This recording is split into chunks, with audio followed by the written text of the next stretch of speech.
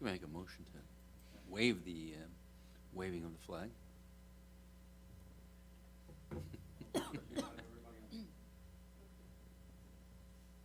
Good, Matt? Okay. This meeting is being held in conformance with the Sunshine Law. Notice of time, date, and place has been furnished to the Bergen Record. Notice has also been posted on the bulletin board of the administration building. Would the clerk kindly take the roll? Mayor Giordano? Here. Mr. York? Here. Ms. Saracola? Here. Mr. Ritchie? Here. Mr. Shea? Here. Mr. Shalera? Here. Mrs. Stern? Here. Everyone kindly rise for the Pledge of Allegiance. Pledge allegiance to the flag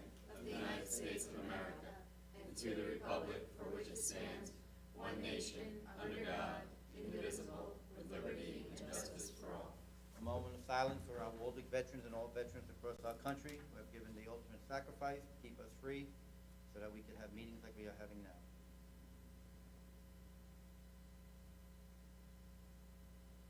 Will the clerk kindly say the prayer? Dear Lord, grant us your guidance and wisdom. Let this meeting be conducive to unity and fairness. May our actions reflect our agenda to assist our borough's needs, not our personal goals and needs. In his name, amen. Amen. Good evening, everyone, and I'd like to welcome our one guest to the meeting. Tonight, we are here as a special meeting to work on our operating budget for the Borough of Waldwick. I will turn it over to Don Shalera, who is the chair of the Finance Committee, who then will turn it over to our administrator, Patrick Weary. Thank you, Mayor. Yeah, I think we did a real nice job last week. We made a lot of progress. I think we accomplished, I know we were here a little late, later perhaps than some of us expected, but I thought it was time well spent. So I didn't know if we needed to go back. I think there was one open item under DPW, and we have to do capital water. I don't know that there's much to discuss for either, but Patrick, you want to tell us where we left off? Yes, thank you, Councilman. So on DPW, the one item in question, I think, was whether the preference of the DPW was for the tire machine of $15,000 or the landscape trailer for $14,000. And DPW has a preference for the tire machine. They said that will be more useful. It will save the borough more money. I spoke with the DPW superintendent about the items that remained and the items that were removed, and they were in agreement with those items, so nothing that they had contested. And then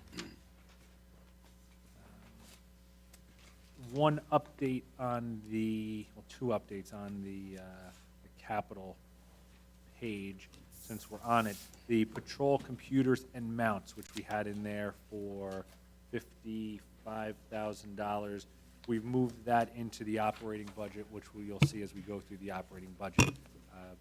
It helps us kind of balance out some things that we're spending out of a trust this year, so there are advantages for that.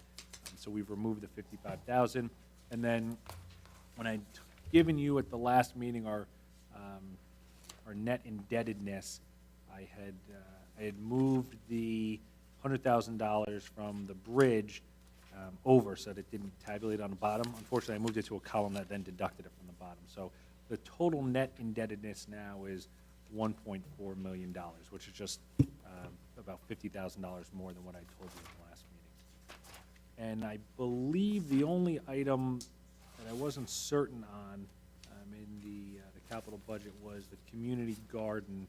I had that in for $1,500. I know I was to talk to the DPW superintendent about the cost for that tap that the council had indicated they would be willing to do on that line before it was paved. We're going to do that ourselves, so it'll just be a material cost, not too much money. I expect far less than $1,500, but should we need, we'll need a few lengths of pipe and some coupling. So, there will be some cost to that, so I put that in for $1,500. If we want to change anything that we already discussed, would we do it tonight, or we want to talk about it another night? I think if there were any questions that anyone had on any of these items, we could do it now because we're still on capital. If you think about it and you come back with additional questions, we're looking to introduce this second meeting in March, We had it pegged for the first meeting in March, March 8th. first meeting in March. Yeah, so that gives us between now and, you know, the auditor puts together our budget, they'll need maybe a week. Okay. So we want to finalize this about a week prior, a week and a half prior to when to March 8th. So say, Great. you know, the So end if of we this want to month. remove something, we could remove it then? Well, you could still remove it, you know, up to the point of introduction, and even we can make amendments after the introduction. Okay. You know, depending on the size of those amendments, they could trigger additional hearings, correct? But, you know, you always have the option. Ideally, we would have the budget finalized 1.5 weeks prior to the introduction, which is scheduled for March 8th. But while we don't want to delay this, if we don't need to, we have plenty of time to meet our statutory deadlines. Okay. And one item, actually, that, just thing that I saw the library director earlier, and she said, do I still have time to submit items for the budget? And I said, well, we have a meeting tonight, so there's still time, but, you know, it's of the essence. She said that they have a air conditioning unit for one of their meeting rooms that she's getting quotes on replacing. She would send that to me as soon as possible for consideration. I said I would mention it to the council. So, didn't we replace a unit last year? We did. We replaced a unit for, and we replaced a unit the year prior as well. Right. This is a unit, I believe, for the meeting. Is it just a split system, not the rooftop? Or It is not the rooftop unit, so we Right. replaced that one large Right. rooftop unit, which serves the children's library and I think Okay. another portion. Then we replaced, that was 2 years ago, then last year we replaced one. This is a separate one. They have a few units. So something I'll get an idea from them. When we had replaced the unit last year, it was $20,000 that we appropriated, and I think they spent about $14,000. And then we used the rest of our own air conditioning. Got Can I ask a question about that? Sure. How often is that meeting room being used now with, or how much has it been used? Is it used a lot?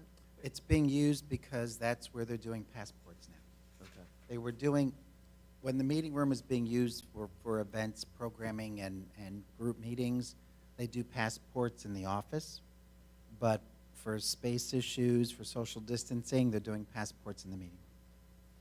And that's just Waldwick residents now with the passports, or are they No. still open? It's open, It's appointment only. appointment only, but open. No, notary services are Waldwick residents only. Okay, notary services are Waldwick residents? Yes. Okay. They typically have a reasonably robust schedule in that room. I think Yes. recently, since COVID, they've drastically reduced the amount of meetings they had there. Additionally, hopefully, with the Borough Hall parking lot project and more available parking, especially for seniors, you would hope that they're able to use that room more frequently.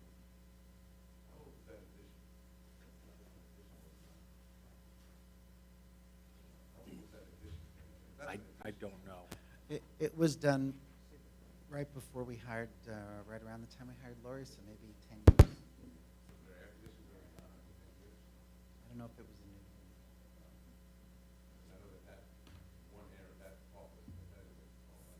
Yeah, yeah. I have a question about A8, the Borough Hall second floor outfit. I'm wondering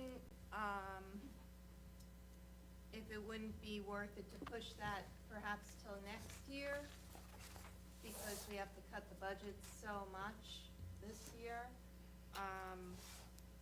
with the water situation.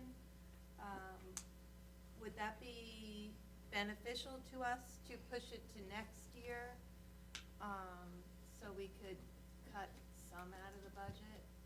I was trying to come up with ways to cut some money, and it just seems that there's so much work to do. I hate to put the pressure on everyone to get it done. I don't know if that would be a good idea.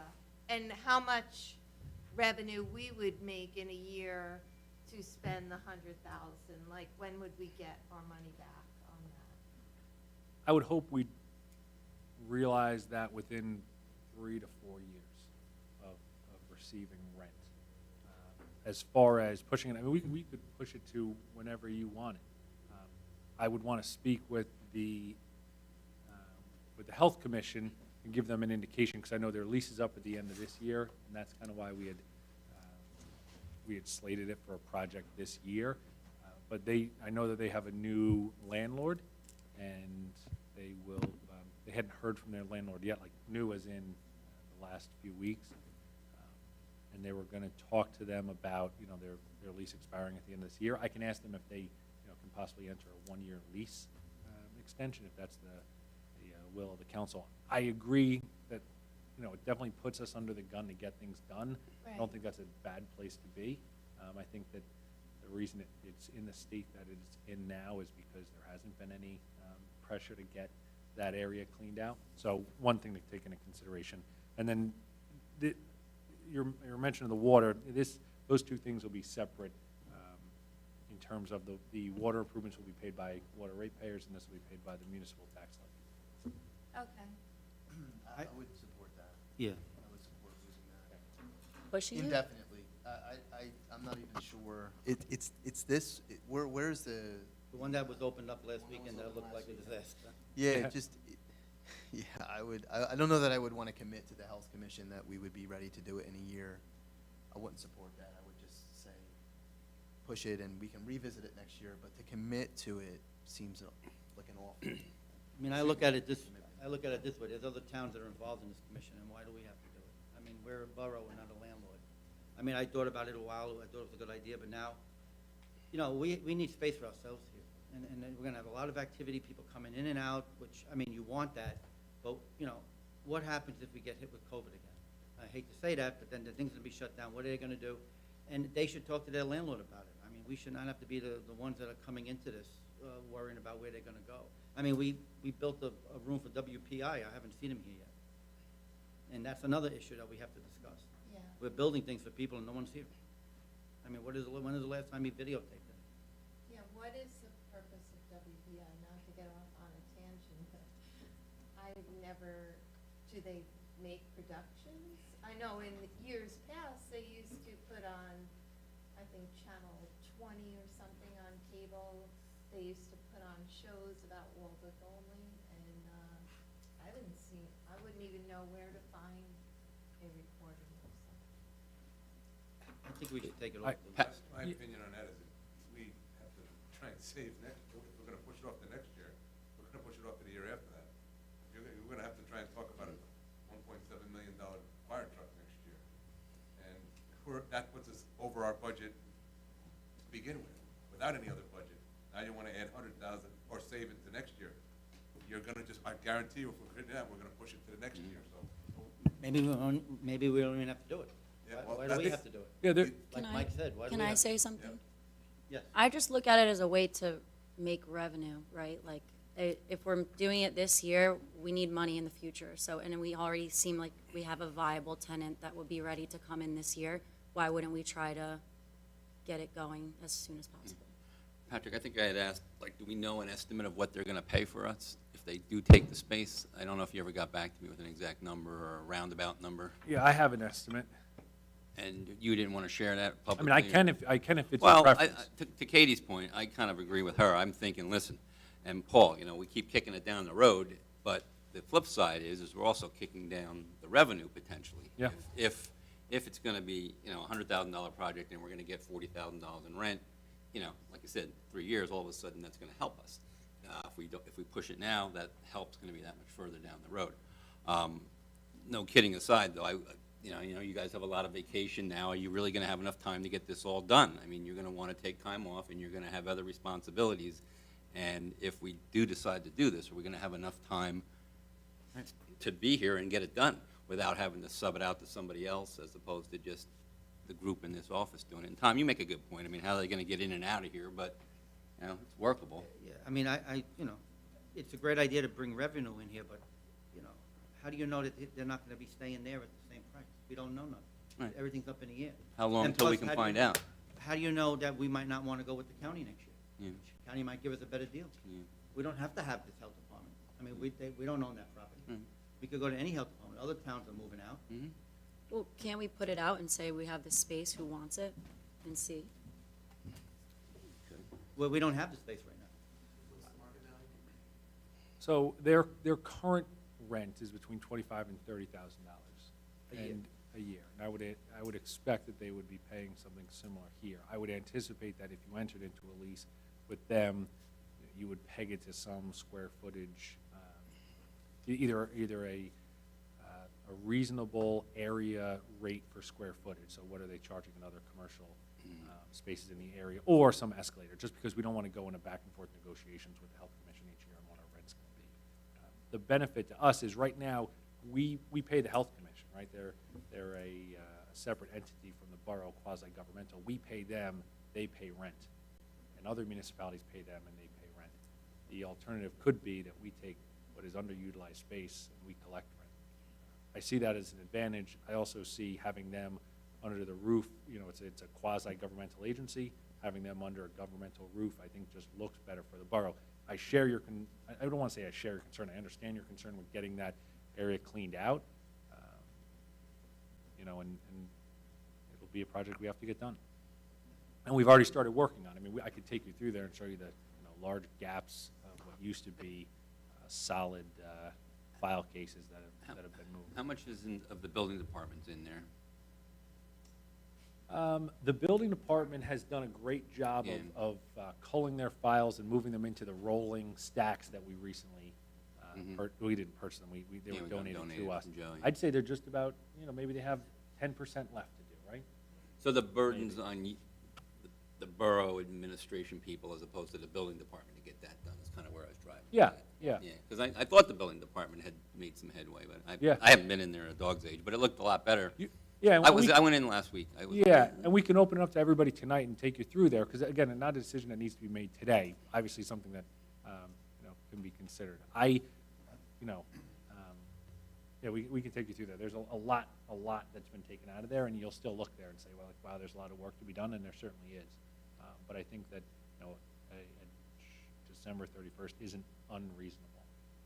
Now, can I Unless ask you wanna- a question on that? What Yeah. happens if, in a year or two, or 3 years, if we sign a 3-year lease, they move out? What do we do with that space?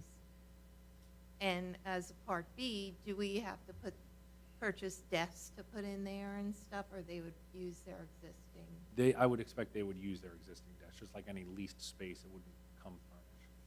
We would put up walls, right now they use some semi-partition walls, some solid walls, so we'd have to put those up. They would, obviously, we're not building out new bathrooms or kitchen areas in there, they would use our bathroom, our waiting area, they might have a small, because I can't imagine they'd use our kitchen, they'd probably have a small, break space in there, but beyond that, they would use, the rest of the common space that's up there. And regarding access, they could have access, through this door, we're able to lock down all the offices downstairs. Okay.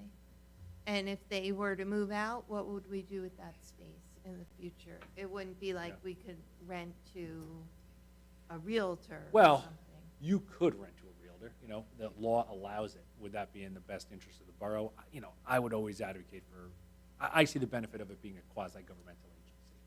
If, let's say they were to move out and now we had that space, I think you would make it in a programming space. Or I'd always try to, we have a lot of space, I would always try to get more government services in here. I've got ideas if you'd like to hear them, but, there are things we can do. The state is talking about merged courts. I'd love to do that. We have a phenomenal courtroom. We have a large court office with a competent staff. I'd love to expand things like that. But again, not something we have right now. I'd rather spend the money on finding new people to come in here with a court than worry about a health department that already has a building. Yeah. That's how I feel. Could we get a long enough lease commitment that we would at the very least cover our costs with the first tenant? 5 years, something like that? I think it's a reasonable ask. I mean, these things are, so, just so, everyone understands how the commission works, the Northwest Bergen Regional Health Commission was created by Waldwick and Midland Park, were two commissionary members of the commission. And so there are a lot of other municipalities that contract with Northwest Bergen for their services, there's only 2 commission towns, us and Midland Park. Out of our boards of health, we each designate 2 people to serve on that direct the Northwest Bergen Commission. And Midland Park appoints 2 people as well. So we have about half of the say in anything that goes on in the commission. And the last question I have, and then I'm done, is I don't know what they're like now, but I know construction costs were through the roof a year ago. Are they still really high? And It's this- come back down a bit. I mean, some of the raw material goods have come back down, at least for commercial construction, which this would be. I'd see you build it all out of metal studs and gypsum board, you wouldn't be having, wood and plywood, that's for sure. So it's not like the 100,000 No. becomes 60 a Yeah. year? I haven't even seen a footprint of what they're planning to do. I mean, $100,000 is a placeholder as far as I'm concerned until we hire an architect to lay something out and say, this is what we need to do, and, but you can certainly get a fair amount of partitioning done, and if you wanna put a little coffee center in there, or a little convenience kitchen, or something like that, I'm sure you could get something done for that, but when Carol Shepherd left town, Mayor, when we no longer have a town nurse, so to speak, we have that little building over there, that's kinda sitting there collecting dust, right? Not very small. Yeah, I know, but I'm saying that space isn't. But they use it. It's used, The yeah. ambulance They corps use- been using it? No, or- no, no. or- Northwest use it. The health Northwest does department go uses in it. there. Yeah, so we have our wellness clinics over there. They administered shots there last week. I think they do again next We week. used to store stuff above it, up in the attic We for the still Lions do. Club, but we haven't really been Oh, over there you in a long did, yeah. time. So I used to go in there a lot more often than I do now. I haven't been in there They at least 3 cleaned or it, 4 years. yeah, as soon as, when Carol left, they cleaned it out and Yeah. I mean, but it's still not small. It's too small No. instead of this, yeah. Oh, yeah, Yeah, that's okay. a, All right. That's that's the a full very outlook. small one. Yeah, yeah, no, I know. So I think for our purposes tonight, we have to decide if we're keeping this in the budget, and then we can have discussions about the use of the space and what we're going to do with it. So good arguments on both sides, so we really want them here. If we don't fund it this year, will we fund it in the future? I kind of like the idea of renovating the space and not keeping it bare. So the question on the table is, do we keep the 100,000 in the budget? Katie? Yes. Yeah, Terry?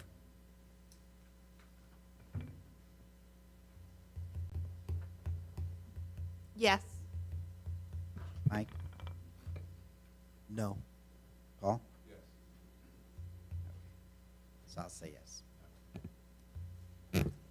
Anything and else it'd on be subject capital? to making sure we get a deal with the Northwest. Borough. So it's Yeah. subject to a lot of things. Exactly. So right now, this number It's a means placeholder on literally the budget for nothing. now. And Yeah. it's not even a placeholder. So it goes into the 6-year capital budget. Yeah. The next thing that you would have to do is adopt bond ordinances that include that $100,000. Once that's done, then you start awarding contracts. Yeah. You're gonna have a lot of bites of the apple, and I'll have a discussion, now that I know that there's at least a consensus for moving forward, I'll have a discussion with the health officer about, is it December 31st? How much are they paying? What do they need from the space? Get an idea from the commissioners. They've talked to the commissioners, so I know that they support it generally. But you still have plenty of time to change your mind should you hesitate. All right. All right. Anything else on capital? I think we've raised a couple of the issues we left unresolved. Did anyone have any other questions that we haven't talked about? Okay, then we're going to go to water capital. All right, so if you flip back It's just the page one before. page,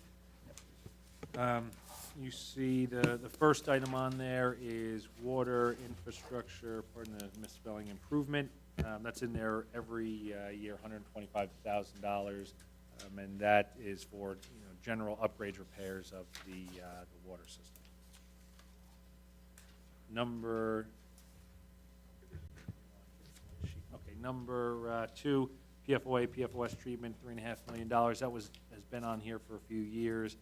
Ultimately, our intention is to go through the New Jersey Infrastructure Bank for this funding, and a portion of that, as we had discussed, will be paid with the American Rescue Plan money that we got. That's about $1 million, just over $1 million. Number 3, water meter upgrades. This is a new item.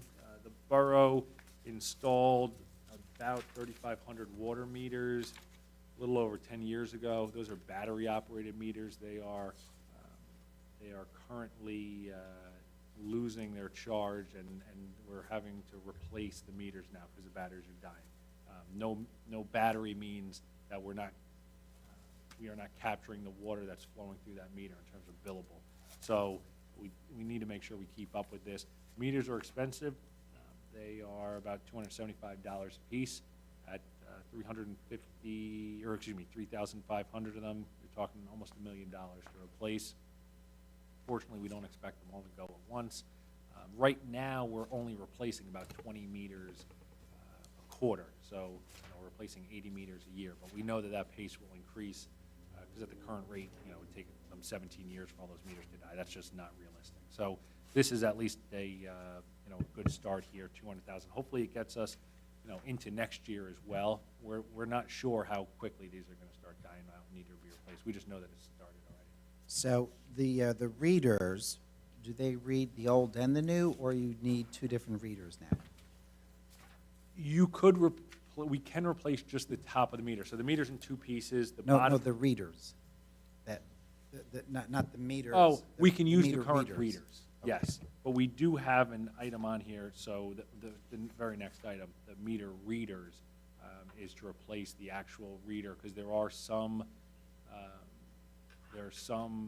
units now that our current meter cannot read. Okay. And it requires a lot of extra time to making appointments to do a manual read on those meters. So we're looking to upgrade the meter readers as well. That's in the next item. But yeah, they all work together. Okay. And we increased that from 175 from our last meeting up to 200 now? It was 120. Oh, was it only Five, 125? I Yeah, believe. 125, excuse me. Yeah, So we yeah, spent so- another 75,000 and We got, the reason for that, in between these meetings, we've gotten quotes from the meter supply company. We had hoped that, the whole meter cost about $275. We had hoped that, the battery portion was about half, and the lower portion, which is what actually spins the brass portion, was about half. It's a racket. The whole meter costs $275. The part that we need to replace costs $262. Yeah. So Been there before. we had to increase that, unfortunately. it's discouraging that, you have to replace those whole things. I mean, you think you should just be able to get some new batteries, pop them in and be good for it. And, Yeah. I mean, we are saving a lot of labor for the manual reading that we used to Yeah. do over the last 8 to 10 years for sure, Don, right? I mean, guys just cruise down the street in their truck and they're done, but the old way was a tedious, long process, but still discouraging. The next one is for the well house door entries. The well houses are generally damp places, and the doors have just become rusted and rotted out, and are in need of replacement. It's a secure environment, one that, we want to keep individuals out. We want to keep that area secure. So $20,000 will replace almost half of the doors on our well houses. The next item, upgrade VFDs at the system at the booster station. That's $18,900. Those are variable flow devices that capture the amount of water that's flowing through. Right now, they're on it's a manual system. This will go to a digital system with better reporting, tracking. It'll give us a better real-time idea of what kind of output we have at each well house. We already have these at most of our well houses. We're missing this here at the booster station. And then for future years, we know we have a few roofs that need to be replaced. The W8, that's for chlorine analyzers at 2 of our well houses. And then the last one, W9, for next year, that's to retrofit the booster station to receive the generator there, so that if we have power outages, we can hook up there. Right now, if you have a power outage, fortunately, the water still flows, but it's at a reduced pressure. So could you, the big item here is the treatment facility. We talked about this quite a bit last year, but could you give us a breakdown of what we do for $3.5 million, about exactly what we're going to see happen? Yes. So the borough's water system operates off of 6 well houses, 6 wells, and the water that comes out of each of those wells now needs to be treated. If you see at well 6 there at Veterans Field, we put in one treatment system there. It's a large concrete pad with a large silo on it. Water gets pumped out of the ground. So in some cases, it goes through an air stripper to take out some volatile organic compounds, which is still beneficial because that's the cheapest way to do it. And then it'll flow into into the media. It goes through a granular activated carbon filtration system, similar to what you have like a water pitcher that you might use in your home, just a lot better. What is installed at well 6 is one silo. The DEP requires that each site have a backup. So at each site, we'll have 2 silos that look like what is at well 6. The only caveat being that there are 2 well houses on the other side of town, one on Malcolm Street, one behind HCA Park. We will be pumping water from the well house behind HCA Park to the Malcolm Street well site, and that site will treat well water from 2 wells. The reason that we want to do that is it requires a lot of heavy machinery to get these filtration systems in place. It also requires every few years backwashing, replacement of media, servicing of pumps, and so right now the setup at HCA Park is just not it's not set up to take that kind of heavy traffic. And so instead of doing it there, we'll spend the same or less money to pump that water over to well 5. We couldn't do that in most areas. Otherwise, we would pump some other municipalities. They pump everything to a central location where they filter all the water system. It's unique over behind HCA because for 2 reasons. One, that whole area behind HCA and Malcolm Street is undeveloped. It's owned by the borough, and we already have a utility easement for sewer that runs through there. So this will run along that same easement. So when the filtration unit went in Veterans Park, there were a couple people that complained. Yeah. So at each of our sites, we're going to be putting 2 of those. Do we have a plan for managing feedback from people who may not like, what we're doing in their neighborhoods? Yes and Any no. thoughts? The reality is we don't have a choice. So I think that we should manage expectations because, like it or not, this is, one, it's a required alternative, and 2, it's a better alternative than not treating the water. So these have to go in. Like we did at Veterans Park, we should be making some accommodations. We put up a large fence there. We planted trees. We will be doing more there. So we wanted to do as much as we can. Fortunately, most well sites won't have as much direct line of sight to these systems. So we have a well house up on Hopper Ave by the tennis courts. That's not going to affect any residences. We have one at the pool. Well 2 is at the pool. And we have a large piece of land. You're going to see it from the pool. That'll be the biggest issue. People driving by will see it. But you don't have that issue with residences. Those 2 at Malcolm Street aren't an issue. We have the one on Schuler. That's the only one that's really in this area. That's at that dead end of Schuler.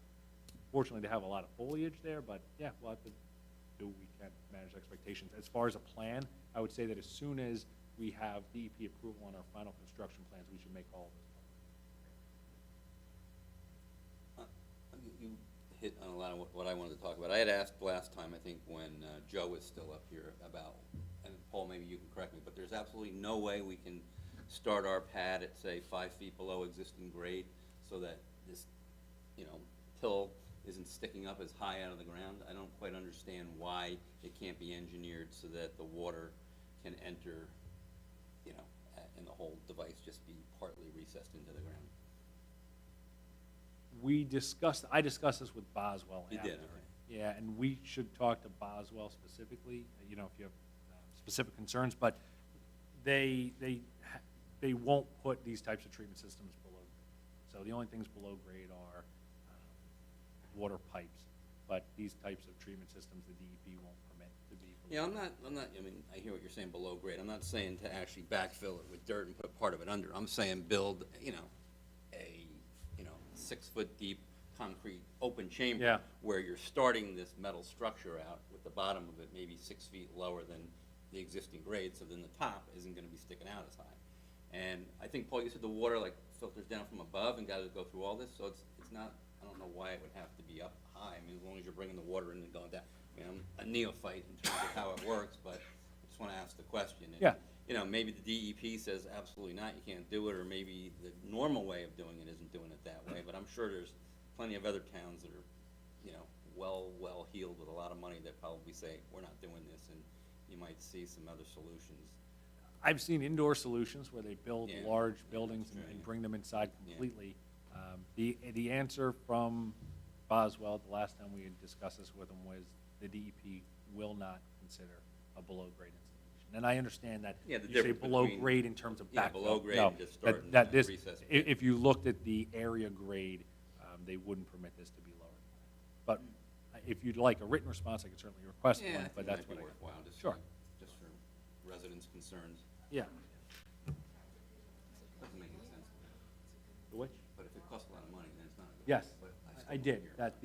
That we'll use the ARP money from COVID relief. We have about $1 million. We'll use that to offset a portion of the cost of this. So we'll use the full $1 million to offset the portion of Yes, this. We also get a, I do think we talked about this last week, Yep. but I'm, I'm not sure how much we'll get into it, because we talked about it quite a bit on the Finance Committee call, that we're going to receive 2 payments from the federal government for the COVID relief fund, whatever it's called, at about $1 million. And there's going to be a lot of reporting requirements and tracking and things like that. So aside from us needing $1 million to offset the cost of this project, it also makes reporting easier, because we're reporting one project. So we don't have to justify everything we're spending. Water projects fall under the criteria that you could use the money for. So it seemed like a natural fit. So the Finance Committee thought that was a good use of this. And I guess the rest of it is, for the past year plus, Patrick and staff have been working with the DEP. There is an environmental infrastructure fund. I'm not sure if that's exactly what it's called. I was on a call with them one day when they were doing a little webinar on how you could spend this money. But they had different categories where part of your money could qualify you for 0 interest, and then it's low interest after that. But at that time, we were less than 10,000. Now we're more than 10,000. they promised us they will give us the less than 10,000 designation, which, Okay. when you're less than 10,000, you're considered a nano system, and you get $500,000 principal forgiveness. So, you know, we're starting to chip away at this. You know, you take that from $3.5 million now down to $2 million, considering principal forgiveness in the ARP. So, so I know that looks really scary when you see this. Also, keep in mind that all of this debt gets paid by water rates, not by property taxes. So we'll be looking, I think, at that big picture when we're doing the operating budget as well, when we talk about water rates and the department budget for water.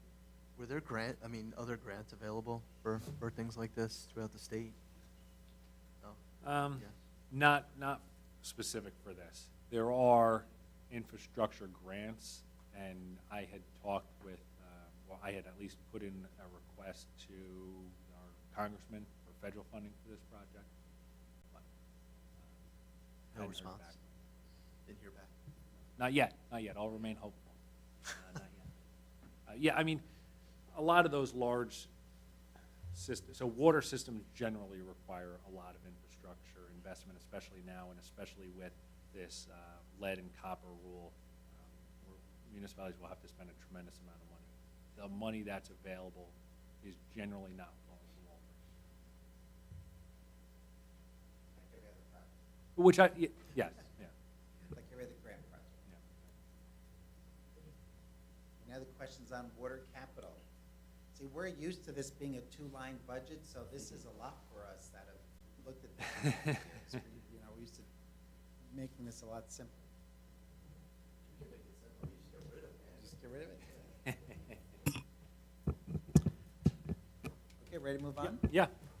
You want to move on to operating now? So we're going to move on to operating. So because there's still half of us are fairly new or new, we don't want to go through this too quickly, but you know, so we want to make sure everyone understands what we're budgeting for. And, you know, if we're going too fast and we gloss over something you want to know more about, just stop us, slow us down. Though I think, you know, you've had a chance to look this over. Some of it is going to be pretty straightforward. But, you know, sometimes we've been reading this for a few years and we know what it's going for. If you have questions, just feel free to ask. So typically what we'll do is, you know, it's not terribly large, but it's 40-some pages, and it could be quite a bit to go through on some pages. So if we start going too fast, let us know. And if we're going too slow, let us know that too. But, you know, if you looked at it, you saw that it's organized by department like the capital budgets. And, you know, the first page, general administration. Patrick, anything there to highlight or specifically mention? The overall budget's the same as it was last year, just two items that you might not pick out. Under office expense, because we were doing so many mailings for the water department, we were going through a lot of paper. We put in our paper order earlier than normal. So even though we weren't paying for the water department paper, we also ordered our paper at the same time. We do it in bulk. So that's why you'll see that number, the utilized 2021 is a little bit above what was budgeted. And then under the public information calendar ads, you'll see that it was budgeted for $8,900. We spent $13,000. The reason for that, we spend $13,000, but then we bring in revenue in the way of calendar ads that is offset on this line. You don't see the offset, you only see the expense. So the expense is $13,000, but overall we're still under what we budgeted for that one. Good job. Any questions? John, it might just be worthwhile explaining that, I guess a lot of this format's basically given to us by either the state or whatever, and, you know, you'll see the left-hand column's basically what we're suggesting, the middle column is what we used last year, and the far right-hand column is what we think we would potentially put into the budget. And you'll see this in a different formats. In the back, you'll see a different looking spreadsheet. And when we introduce to the public, it'll look different again. So, but this, I think, is the best working document for us to understand what we're budgeting. And all those things that you guys are signing, you know, what happens is Colleen puts them all into these account numbers when they spend, so that's how we can track it all. And you'll see all those purchase orders with all those numbers, that will kind of match up to this stuff. All right? The first column is last year's adopted budget. Okay, yep. Yeah, so it's adopted, then utilized, Yeah, then this year's yeah. requested. Yeah. And for everyone's benefit, you know, there are a lot of lines where we don't spend all the money that was appropriated in a prior year budget. I'll caution you against a knee-jerk to then cut it down to whatever we spent in prior years.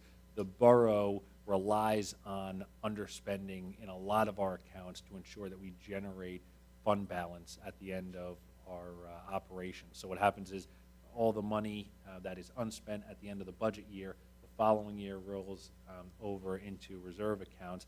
Then at the end of that year, if it's still not spent, it can only be spent on the year that it was intended for originally, but if that money still remains unspent at the end of the second year, it then rolls into fund balance. We rely on that money rolling into fund balance. So we want to make sure, you know, if we cut this to the bone, that, or, you know, even less, that's in 2 years' money that we're not going to have available to roll over into our fund balance. So just to be cautious of that. I've asked it a couple times, I never wrote it down. How much do we get to go back in fund balance? Well, our goal is to regenerate as much as in surplus from operations as we have used in revenue. So the difficulty with that is you don't realize that surplus number until 2 years after till 2 years after it's appropriated. So exactly where it stands. Recently, the borough has moved into fund balance more than we've realized as revenue in that year's budget. No, we're adding to, We've yeah, got- So, well, yeah. but I think we've gotten to the break-off point where we used $1.5 million last year, using $2 million this year, and I don't think we've ever regenerated that much. So we'll Right. probably start, you know, to level off and to deplete going forward. Yeah. Well, we haven't finished the AFS for 2021 operation, which will give us the most recent fund balance number. But yeah, $7.5 million plus whatever we we generate in terms of additional surplus as a result of 2020 operations. And just a question, the spring and fall updates, I know Kelly had mentioned she wanted to mail it Yep. from now on. Is that the price for postage as well? Is that built in there? It says $1,500, spring and fall updates.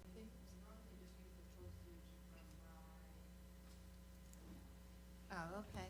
Yes, she has a, let's see, Oh, under my office supplies, it's part of that. Yeah, I have a lot of money, yeah, general postage. Next page. and that's what that's for. Okay, thanks. Questions on administration? Okay. On mayor and council, the increase that you see over the previous year is really in the conferences and dues. We have increased the amount available for League of Municipalities to $1,100, where previous years it was, yeah, you'll see it there, it's $800. So we're increasing that with the expectation that, more people will be interested in attending, which was the case this year. More people, or I should say this past year, more people attended than we had seen in other years, which is why you see that number, that line was overexpended. Okay. Municipal clerk, the increase on the advertising line, obviously in 2021, we utilized much more than expected. We had a lot of ordinances last year, many more than we typically see, and we also adopted the stormwater control ordinance, which by law was required to be published in full, and that was over a dozen pages, right? So, so those ads were expensive, and we increased this year because we still, we anticipate more ordinances needed than we had expected last year.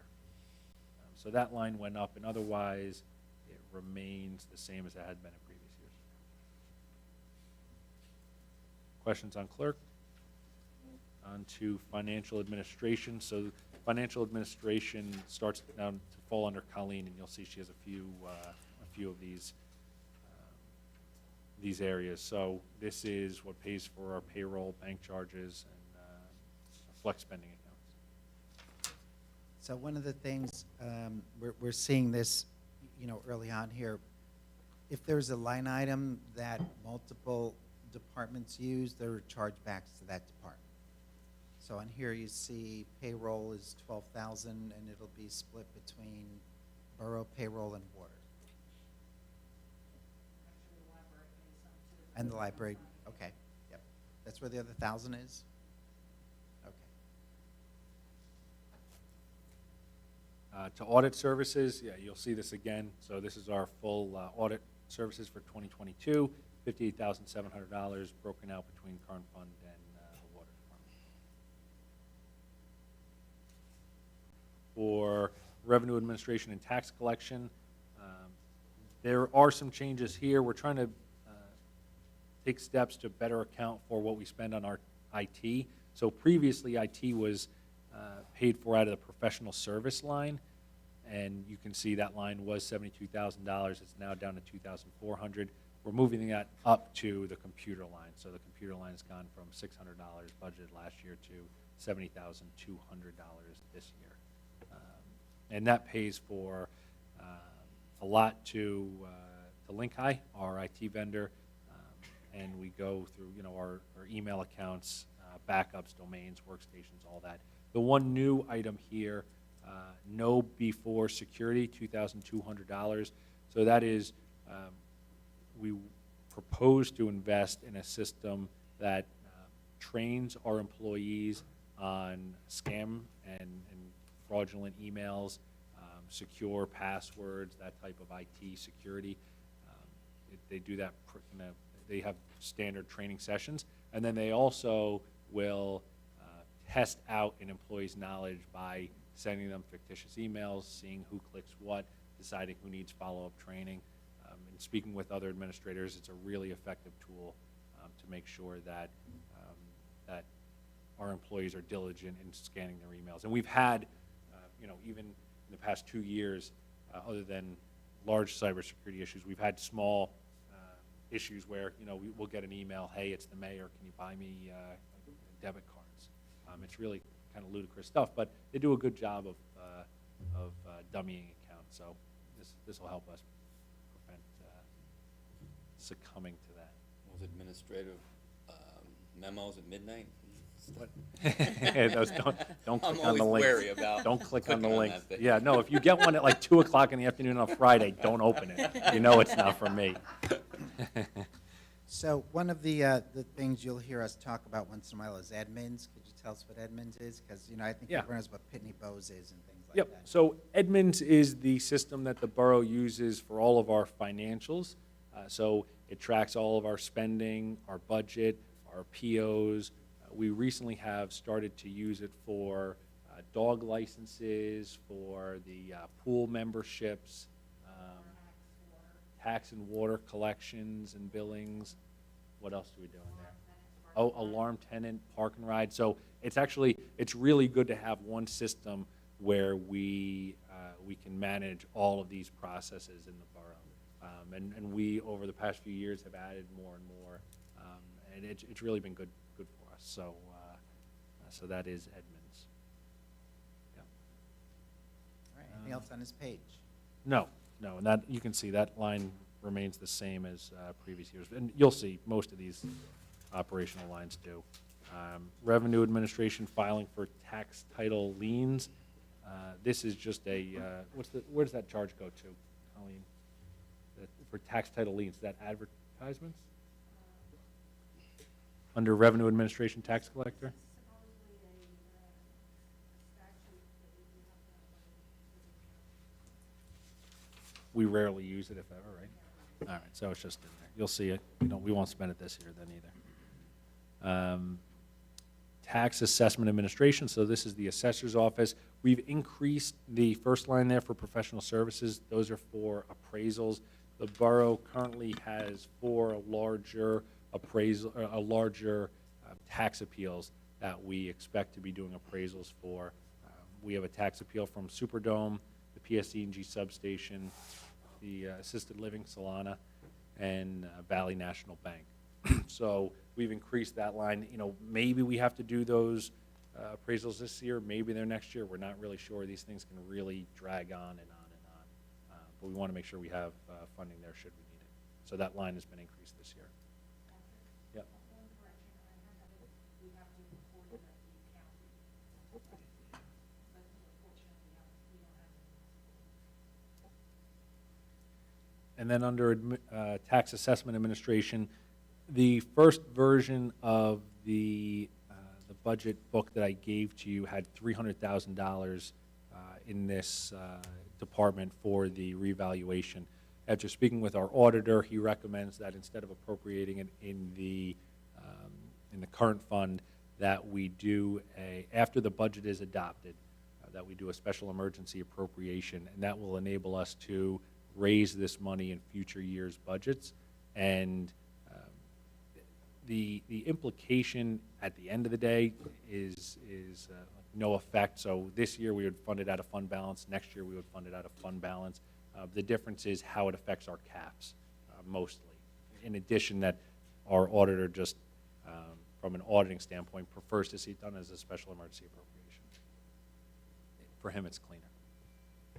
So, and that process, what that will look like is, after the budget's adopted, we'll come to you to do that appropriation. But then the undertaking of a tax assessment is an arduous process, and there are a lot of decisions to be made by the mayor and council before it even starts. What type of a reval do we want to use? What company do we want to use?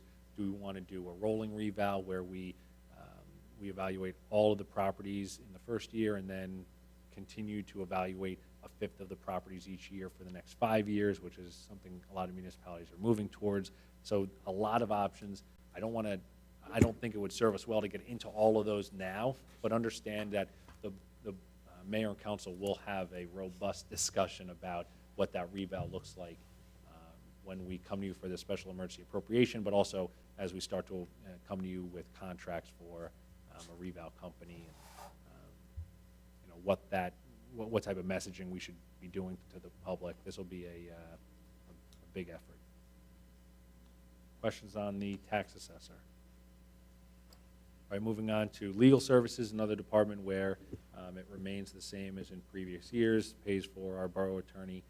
Outside litigation, we use a separate legal firm for HR issues. That's Ruderman and Roth.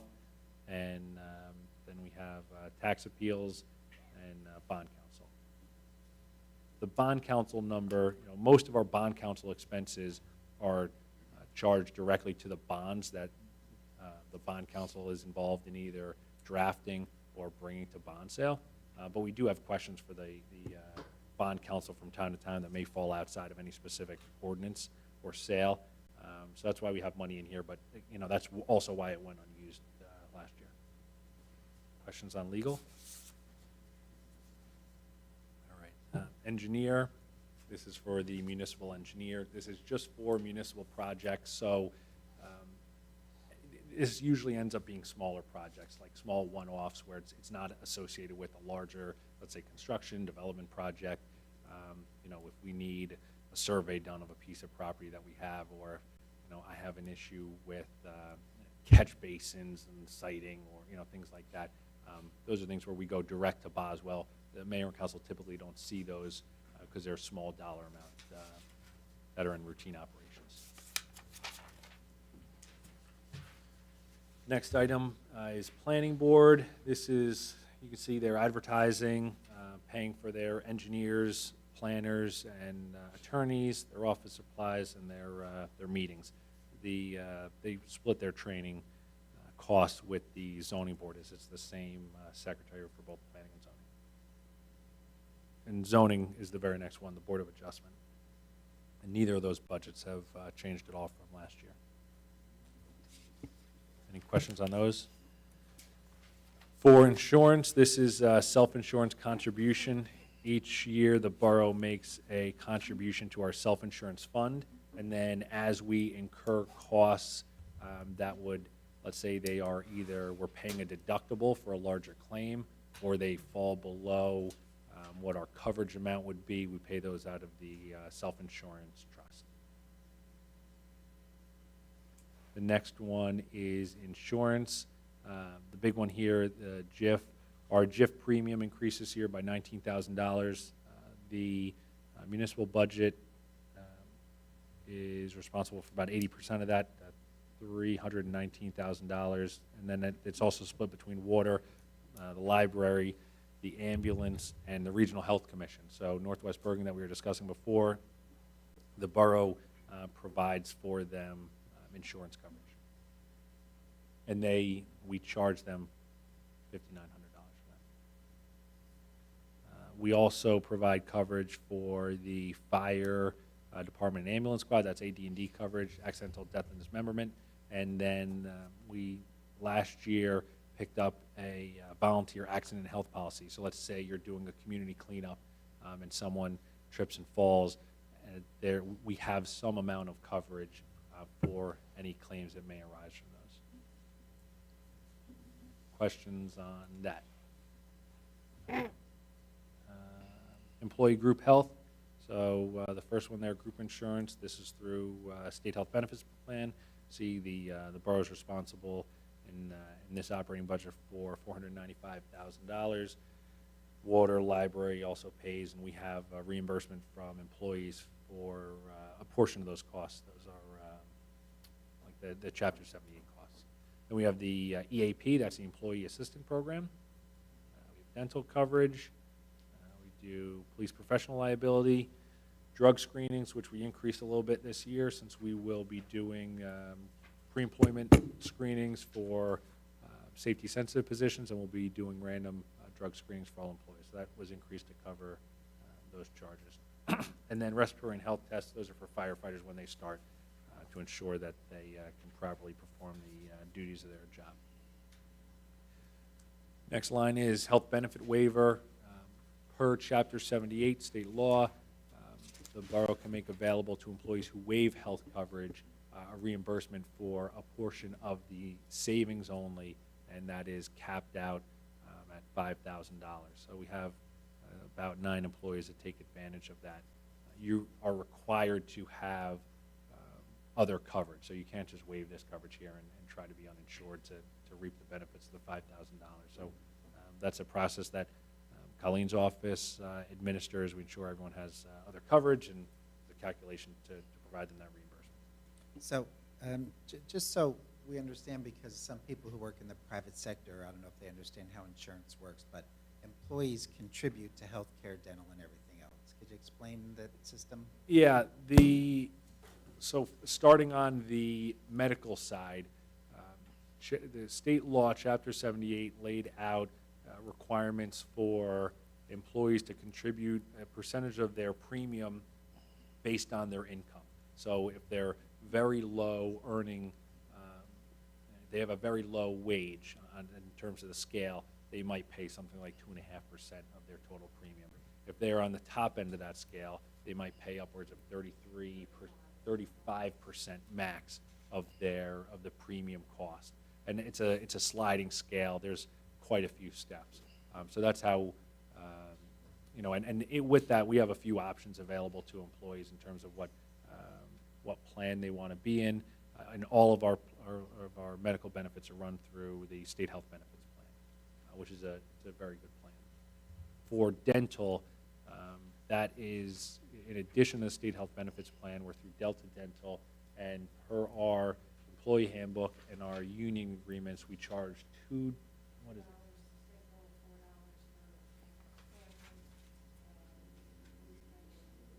Yeah, so 2 for single, 4 for family. All right. And was that the last? Yeah, per pay. And so, yeah, per pay. We'll leave it at that. Any questions on that? How many employees get spouse coverage? Or is it everybody's just only the employee covered, or family coverage, or? If you are an employee, you are eligible, and have a spouse, you're eligible for spousal coverage. Is that Okay. your- And that, well, yeah, because Yeah. 'cause I know like when people waive out of my company, it's normally, their wife, because I'm in construction, everybody's a guy, but their wife's covered somewhere else. Mhm. Is that the situation here where it's pretty much those 5 people that are being given the 5,000, they have a spouse that has coverage typically? Yeah, it could be a spouse, it could be a parent as well. Until they're 26 or something? Yeah, or- yeah. Okay. All right. Yeah, it happens. Yeah. And it's good for the borough. I mean, it Yeah, saves no, us, that's let's absolutely. say, You make it out on it. yeah, it's very good for us. I have a question. Yeah. Do we do like an actuarial assumption for the health insurance costs, like for what we're budgeting every year? The state gives us what we pay, so we don't do any of our own calculations. They give us the bill. We choose to be in the plan. They set their plan rates and they do their own actuarial. Okay. The, fortunately, recently, the state health benefits plan has had very low year-over-year percentage increases, concerningly low. Sometimes I worry because on average, a healthcare cost increase about 8% a year, and state health benefits plan is going up, I don't know, 0.5%, 2% a year, which is great for us. It's kept costs down. Went up a little more this year, though, right? Yeah, I think this year was just less than 2%, Colleen Was said. it still? Yeah, remarkable.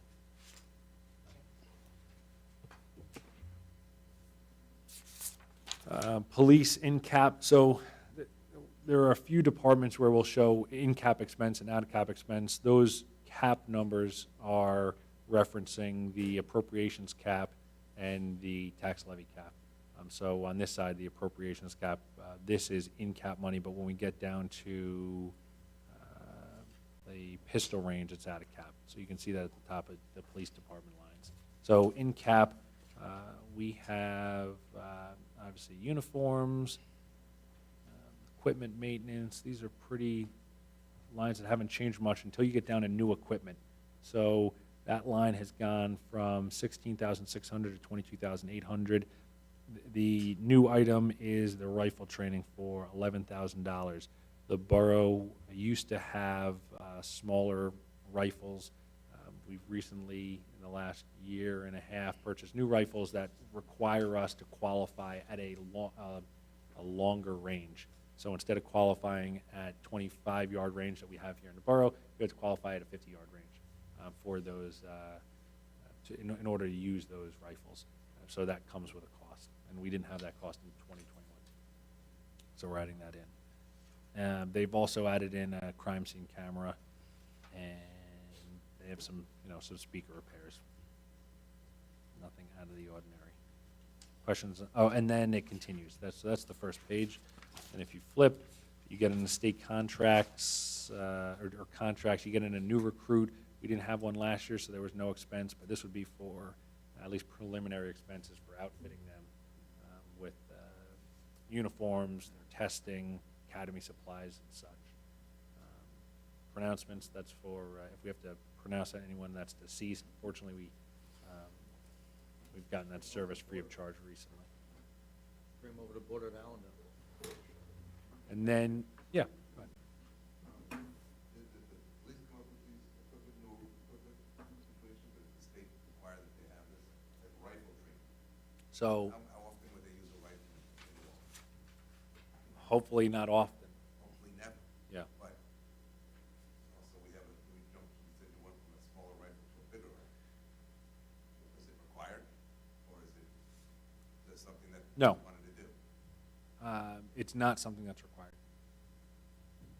And it is something that the police department thought would be in the best interest of public safety.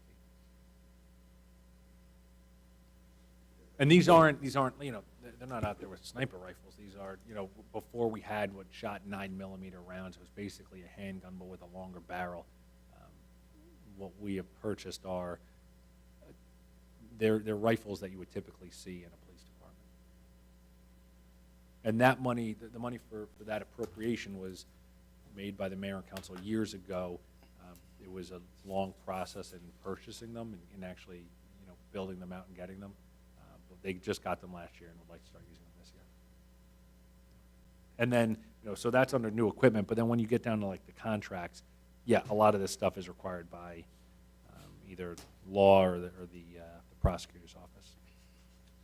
And those things are like, in-car cameras, reporting systems. It's a big line. We have a lot of contracts. Paul, do you think it's worthwhile asking the police why they feel that that's so important, that rifle training? I mean, the stock answer is, yeah, it's gonna make Walbrook safer, but, Yeah. You make a good point.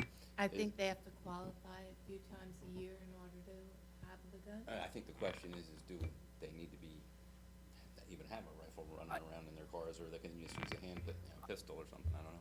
I know that the money was available before I began here, Yeah. and I expect that the mayor and council had that conversation with them when the money was appropriated. But that doesn't mean it couldn't be held again. I only tell you that because we have the rifles. Right, I The understand. alternative, if the mayor and council decided that they And weren't necessary, we would sell them, I guess? Didn't the renovation to the pistol range allow for, a little bit more powerful rifle, a little bit longer No. shot? No, we didn't do that? No, it didn't change the power of the rifle at all, and it didn't change the distance of the range. We'd have to go through the back wall and across the brook there. If we would add it on to the pistol range. Yeah, that was Yeah. one of the options, that's right, yeah, I remember that.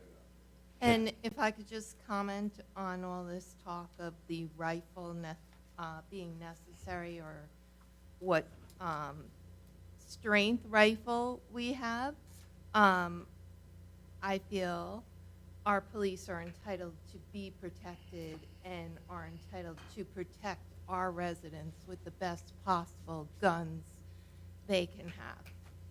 And just as a fire truck is important, a gun is important as well. But then you get into the situation of it being either offensive or defensive. A rifle, is a rifle considered offensive or is it considered defensive? I have no problem with pistols or offensive. That's where I get to the point where I start to question the idea. It's not even, we can discuss it, but say automatic weapons. Why do people need to buy those also? The same type of thing. We're not the professionals. The police chief and the higher ranking officers who chose this gun are the professionals, and I feel we have to put our faith in them, in what they need and what they feel is best for their officers. And that's the equipment that the council voted on in the past and approved in the past, and to now say it's not necessary is kind of a silly statement to make at this point. Not silly at all. We're discussing changes, what happens in the government, in the country, and the taxes. It's not silly for us to question that. And we could go back to them and have them discuss why they have to do this, other than like Administrator said, because it's for public safety. Well, that's a little bit more detailed than just that. Well, they already have the guns, so. They don't necessarily have to use them anymore. I mean, things change, but. Yeah, I don't recall the exact conversation. I know it took this long to buy the darn things, Yeah, but yeah, long time. I do remember us budgeting money to buy rifles. As Terry said, at that point in time, that was the recommendation of our staff. Things changed, like Paul said. So I don't think if we wanted to have a conversation with any department head about their request or usage of resources, that's appropriate. I don't think we do that enough, but if we have a question for a department head, we ask them to come in and answer some questions. So since we have the rifles, I think we leave the training in there, and then we can have the discussion about future use. Make sense? Yeah, no problem. Next is police cars. The borough has been in the habit of purchasing 2 cars one year, 1 car the next year, 2 cars one year, 1 car the next year. So this year we are up for our 2-car purchase. This year we will purchase, or we propose to purchase both vehicles from our vehicle maintenance trust. That's a trust that's funded from outside duty jobs. So when they pay, there's a portion that goes to support our vehicles. It's a reasonably healthy trust, and fortunately we have available for our use this year. You won't see it in any of the budget because it's a trust fund. We want to make it's a large item, so we want to make sure that you're aware that this is how we propose to do it this year. In its place, instead of what would have been an $83,000 vehicle request, we moved the patrol computers into this line. What had been in the capital line for $55,000, I had spoke with the police department subsequent to printing your last budget books. There was an extended warranty for the 4th and 5th year for those laptops that I didn't include, so that'll increase the price a little bit. I think that will be under $60,000, but I want to be sure we have enough, so that'll do. And the new vehicles that we are buying, and that the mayor and council had awarded a contract for this at the last meeting, are Ford. They're basically Ford Explorer SUVs. Ford All right. Explorers. Yeah. I think that's kind of where we had a year where we went to Durangos. That was because the Chargers that we used to use, they no longer made in a V6 all-wheel drive, so we went to the Durango V6 all-wheel drive. The preference is to go to the Ford Explorers. The price is no different between the So two. are we alternating between buying SUVs and sedans, or are we going all SUVs? I think we'll end up going all SUVs, and my recommendation would be then you end up with a mid-size SUV. Right now, we run sedans and we run larger Tahoes, larger Tahoes. I think we would get to using something that's more the size of the Explorer. Are the sedans too small? They are small. Yeah, the equipment that the officers carry gets bigger and more each year. Right now we're talking about equipping them with body cams and tasers. As you sit in that seat, it gets tight. And then, now they have computers and ticket machines and license plate readers. And so the larger cars certainly have an advantage, especially when you're in them as frequently as we want them to be in them. One of the things we've been hearing for years is the car manufacturers that used to make those nice big sedans don't make them anymore. So as the cars are getting smaller and there's more equipment going in them, Yeah. the interior is going in the wrong direction. Yeah. So that's, It's such a Crown specific Vics. need. You don't see the Ford Crown Vics anymore. They don't exist. They went to the Chevy Impalas, which are tiny. yeah, this will be a good vehicle for the police department. And you see them used frequently in police departments. I mean, as long as they're not a driving issue compared to a sedan. No, Because, no. I mean, they don't roll over, they don't have No, um, no. issues with. Yeah. wheel drive. Yeah, and so are sedans, yeah, fortunately. Sedans, Yeah. sedans are too? Yeah, those Chargers are all-wheel drives. That's why they like them. They handle well. All right? Takes into account selling the cars back again, correct? Or We sell the cars, yeah. I mean, we're not getting much. Maybe we get like $4 or $5 grand on a police vehicle, Matt?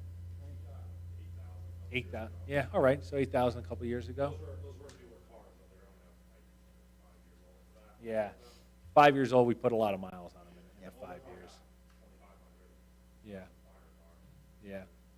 So, yeah, so we get some money out of them. we would consider like saving them and converting them for other uses, like the fire department or anything like that. Like we take one car? and- We took one car, Fire- yes, last year, the year before, we took a Dodge Charger that was it was the best shape of the cars that they were looking to take out of their fleet, and we moved that over to fire prevention.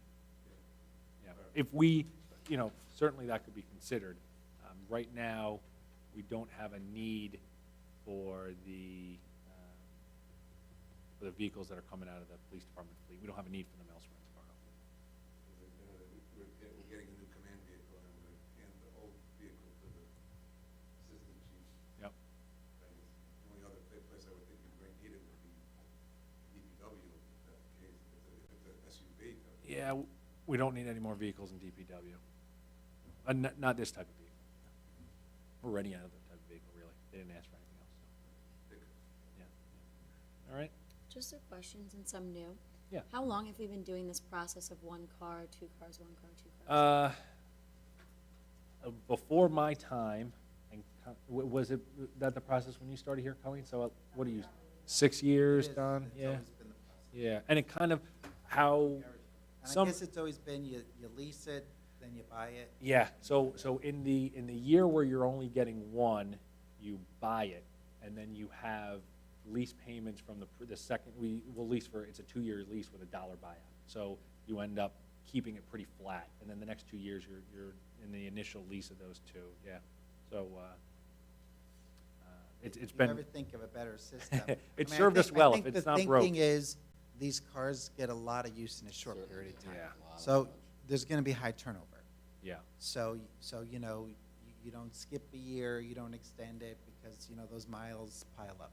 yeah, and even in some of these cars that are maybe 5, 6 years old, if you see the maintenance budgets on some of them in their final years, yeah, they take up use. Because you have to remember, we run 24 hours a day, 7 days a week. And the Gotcha. cars, they're not all on the road at the same time, they do get rotated, but they're on the road most of the time.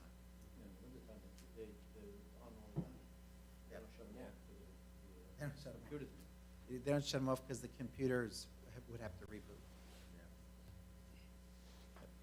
The next line is for the pistol range. This is the borough's contribution to the Pistol Range Consortium, which is, you'll see the full budget for that in just a moment here. And then police out of cap, this is our contract for 911 services with Ridgewood. So the borough doesn't have our own 911 center. Those 911 calls go to Ridgewood, and then they get passed to the borough for dispatching of our officers.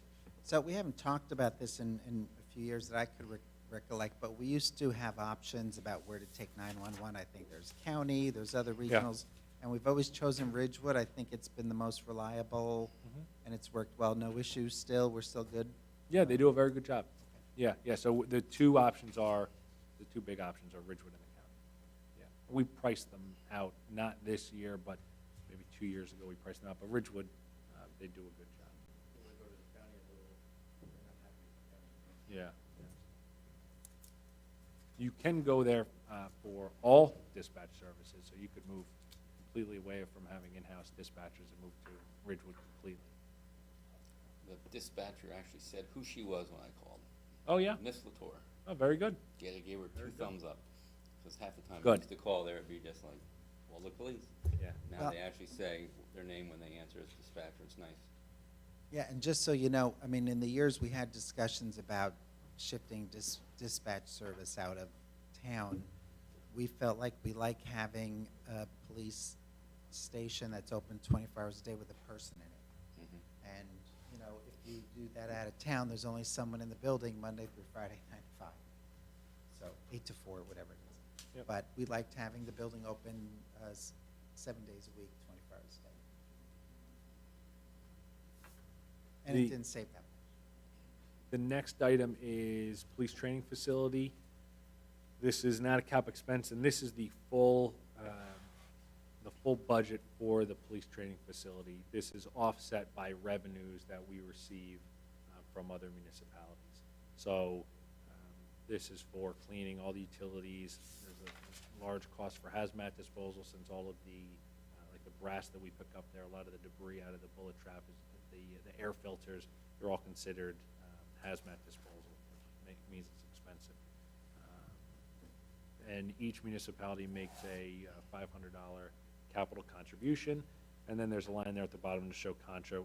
The borough, we can't show our own expense in two places, so we show it in the police department, but we'll move it into this line here, the last one in that budget, so that we have kind of an auditing of our contribution. Emergency management, $500, typically not used, I would hope, with a new OEM coordinator, and I would expect that we will use at least some of this funding this year. Patrick, before we leave police, Yep. is my bottled water hidden in there, or is it actually gone now? Because if we're spending $3.5 million making our water pure and beautiful, Yeah. we gotta get rid of the bottled water at the police department. I wouldn't say that it's hidden in there, but it certainly is included. It's still in there. Yep. I make a motion and a plea to the rest of the council. If we're spending $3.5 million to keep our water clean, they guys can go to the tap and drink the water out of the tap like the rest of us. I don't know if it's $500, $1,000, $1,500, it's just ridiculous. Yeah.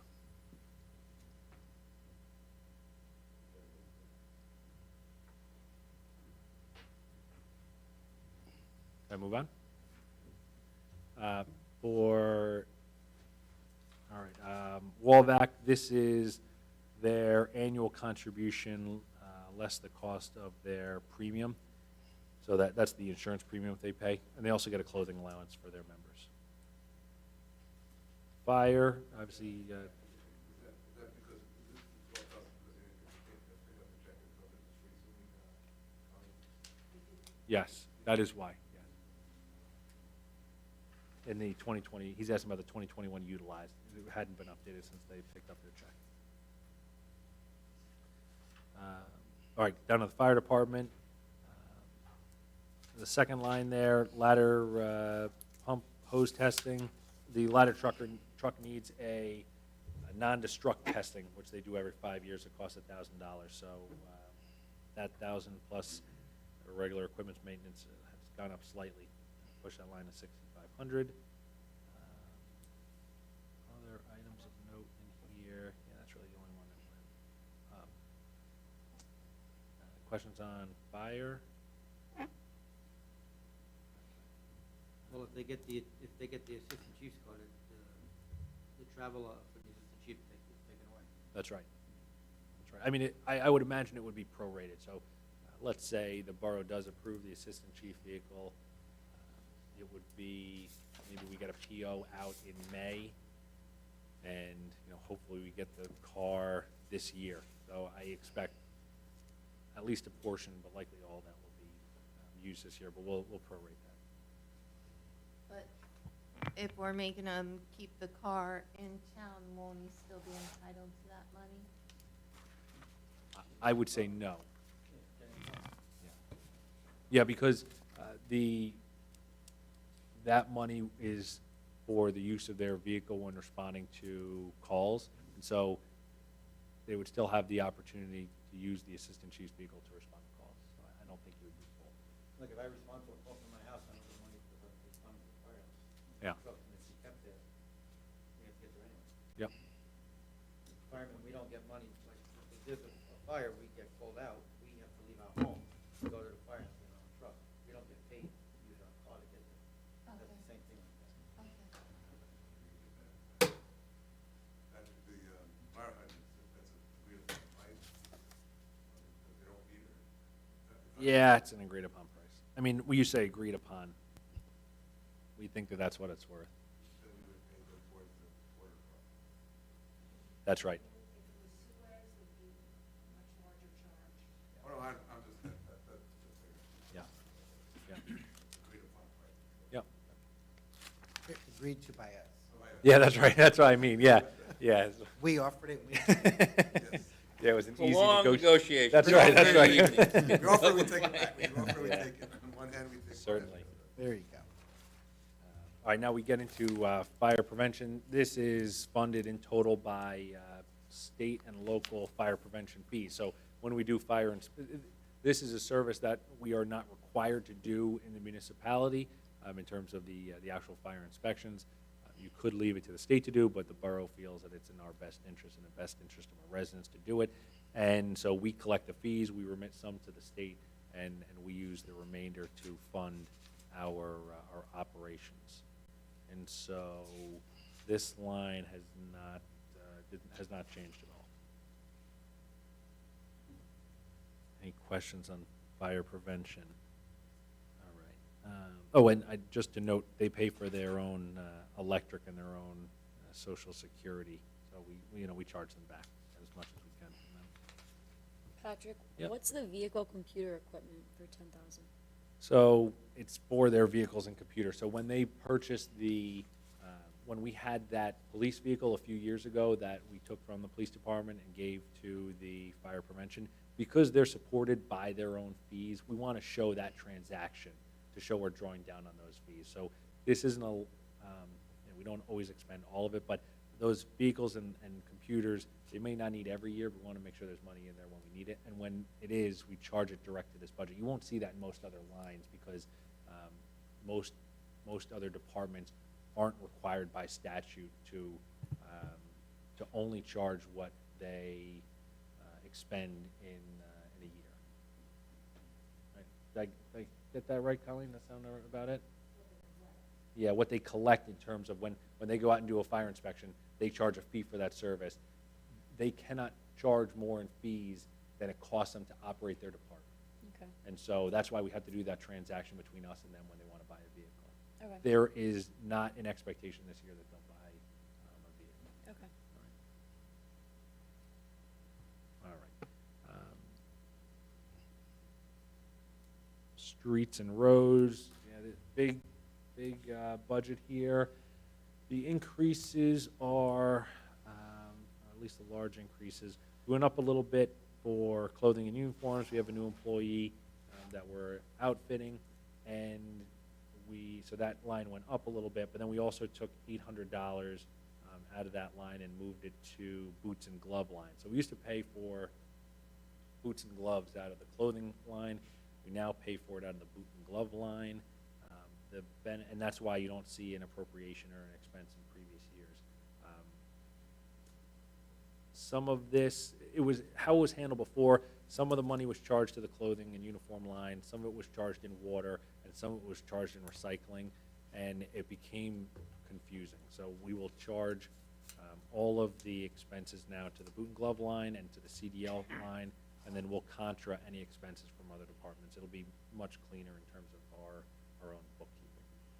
And how does that work? They are entitled to what a year? Yeah, per contract, per their union agreement, they get $325 for boots, $150 for gloves, and then on the line below for CDL, they get their initial exam, which costs about $125, and then a renewal. They do that every 4 years.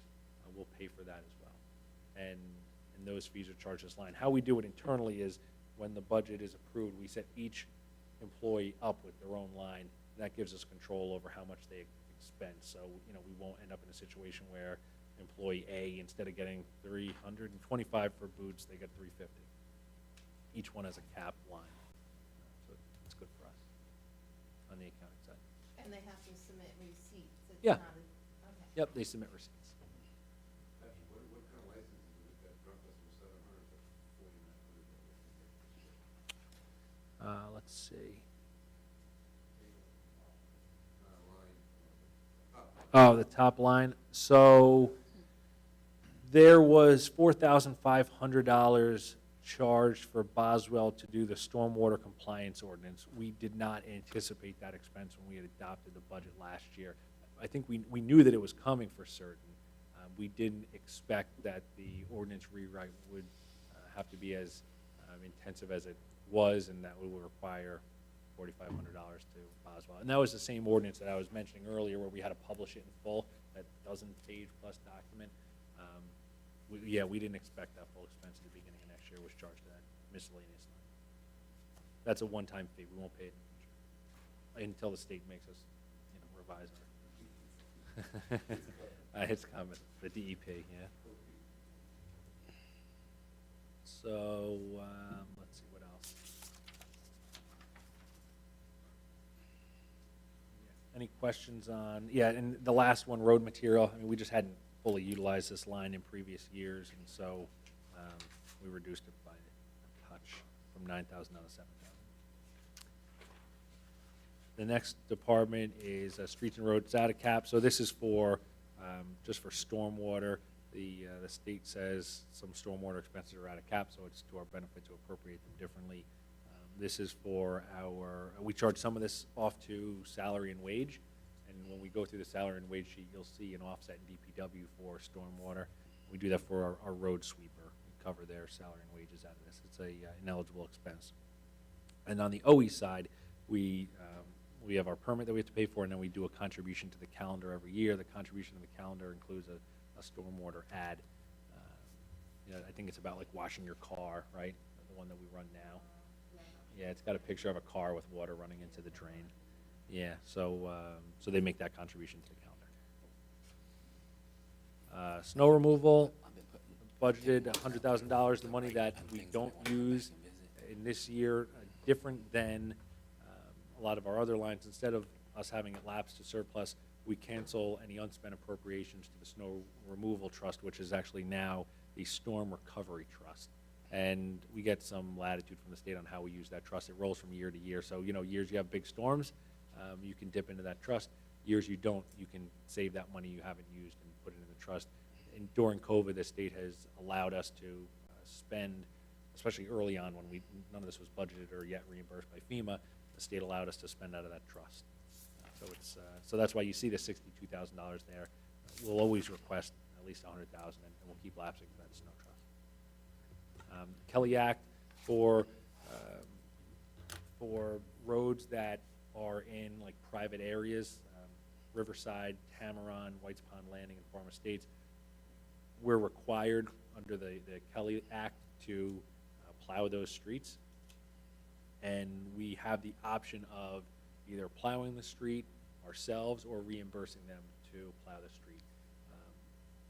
The reason we do it in these locations is typical of these types of developments. They have a lot of parking spaces, and oftentimes when they're clearing their own parking spaces, those either the trucks will be in the roadway, in the municipal portion of the roadway, or they'll be plowing across the roadway that we would be required to plow ourselves. So it's easier if we have them do it entirely. And we have agreements on each of those.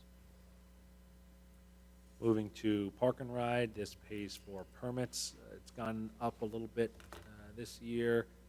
That is the actual cost that you see there in requested. We didn't utilize it last year because we don't print permits each year, but this is a year where we will be issuing all new permits. They're new hang tags. They'll get a new color, and then yep. This is the year. This is not for repairs. The permit line is not for repairs, no. It's just this budget is right here, to have later on for fixing the meters that we talked about. Yeah, well, we've already spent that money to fix the meters. We're waiting for batteries to come in. We've been waiting for months.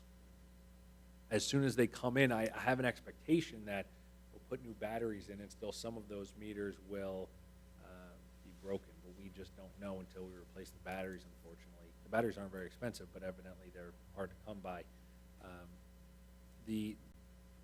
Since you brought up those meters are not don't fall under municipal park and ride. This is just the New Jersey Transit lot. So the New Jersey Transit lot is their property, but we have an agreement with them to operate and maintain it, and we're also eligible to collect revenue from that site. That covers our cost to operate and maintain it. And so, so that's specifically what this budget covers. Those meters are in the municipal portion of, like, what would be a roads budget. Patrick, do we have at least one or two excess batteries that we know are good? And the reason why I ask, or at least one that's working well. Yeah. Is it a tedious process to take a battery out and try it out and get a head start on which units aren't gonna operate after we get our new batteries? Rather than wait a month and a half, get the batteries, find out there's 33 meters shot. Yeah. Seems like we could be hopping on that now if we take, just like messing around with your Christmas lights, you know? Yeah, that's a good example. It's tedious and Yeah, painful, and I think wanna do it. that we could, we didn't have an idea that it would take us this long to get the Yeah. batteries, but now that we are in that position, and actually, I know Matt and I talked today about it, we're trying to get an estimate delivery date, but yes, if it. Well, is it a similar lead time for the actual meter, so that, you know, we wait all this time, we get the batteries, and then Yeah. we find out we've got a dozen meters that are not gonna Yeah. work. If that's gonna be another 4-month wait for meters. Yep. It might We- be worthwhile. Agreed. I think there might be an opportunity to have a larger conversation about how those metered areas are utilized, and I was hoping to get all the information before making starting the discussion with the mayor and council. The meters are available to anybody and everybody for parking. We charge $250 a day, so very inexpensive. And so we could have someone from Ramsey, someone from Suffern coming down, we do, to park on borough roads, paying $2.50, while at the same time, we have residents on a wait list for the transit lot. So I see that as somewhat of an imbalance. I think it's a larger conversation that we should have, and maybe after the budget process. But part of the reason why I didn't get as creative is because I'm trying to understand everything. But it's a point well taken. Should this delay take, let's say, another 2 weeks, we'll follow your advice. Traffic control devices, this is for borough traffic lights. We pay the electric. Solid waste collection, this is our contract with GATA. When we bid it out, we do a contract for solid waste and recycling, and then we break it out. Since we pick up solid waste twice a week and recycling once a week, solid waste pays 2/3, recycling pays 1/3. So it's 1/3 of our total, So could or you? 2/3 of our total fee. Spend a couple of minutes talking about the different aspects of solid waste collection. There's the collection, there's the tipping, the dumping, there's Yeah. recycling, there's the Yeah. waste, the whole, because that's what this page is, right? So that's what this page is, the recycling line where you see contract with GATA for $363,000, that is only twice a week collection of our trash. So that number, the good part about that number is contractually, we know exactly what it is. And that contract ends the end of this year, so we'll be going out to bid this year for likely another 3-year contract. So that 363 is just the pickup portion of solid waste. Then you get into recycling, and you'll see there under contracts, 181,767. That's the 1/3 of that. That is just for the collection of recycling. There's $10,000 for tipping fees and $25,000 for trucking for yards of leaves. The reason why we leave that in there, the $10,000 and $25,000, is because right now we dispose of our grass and leaves at the mulch pit, and that disposal is covered by our contract. That contract expires July or August of this year. We have an opportunity to extend it, but should we choose not to extend it or get another operator, structure it differently, we need to have an appropriation to fund those disposals. So And we in the used years- to, we used to budget about 100,000 until we got a vendor down there, and part of our agreement with them for using our facility was that they collect or dispose of our grass and leaves for zero. So we always kept money in the budget just in case something were to happen, but we've reduced it over the years for how much we put there. Buildings and grounds. The first line, we moved a little bit from building maintenance over to contracts. So you'll see the first line went up 5, the next line went down 5,000. So that, buildings and grounds stays the same.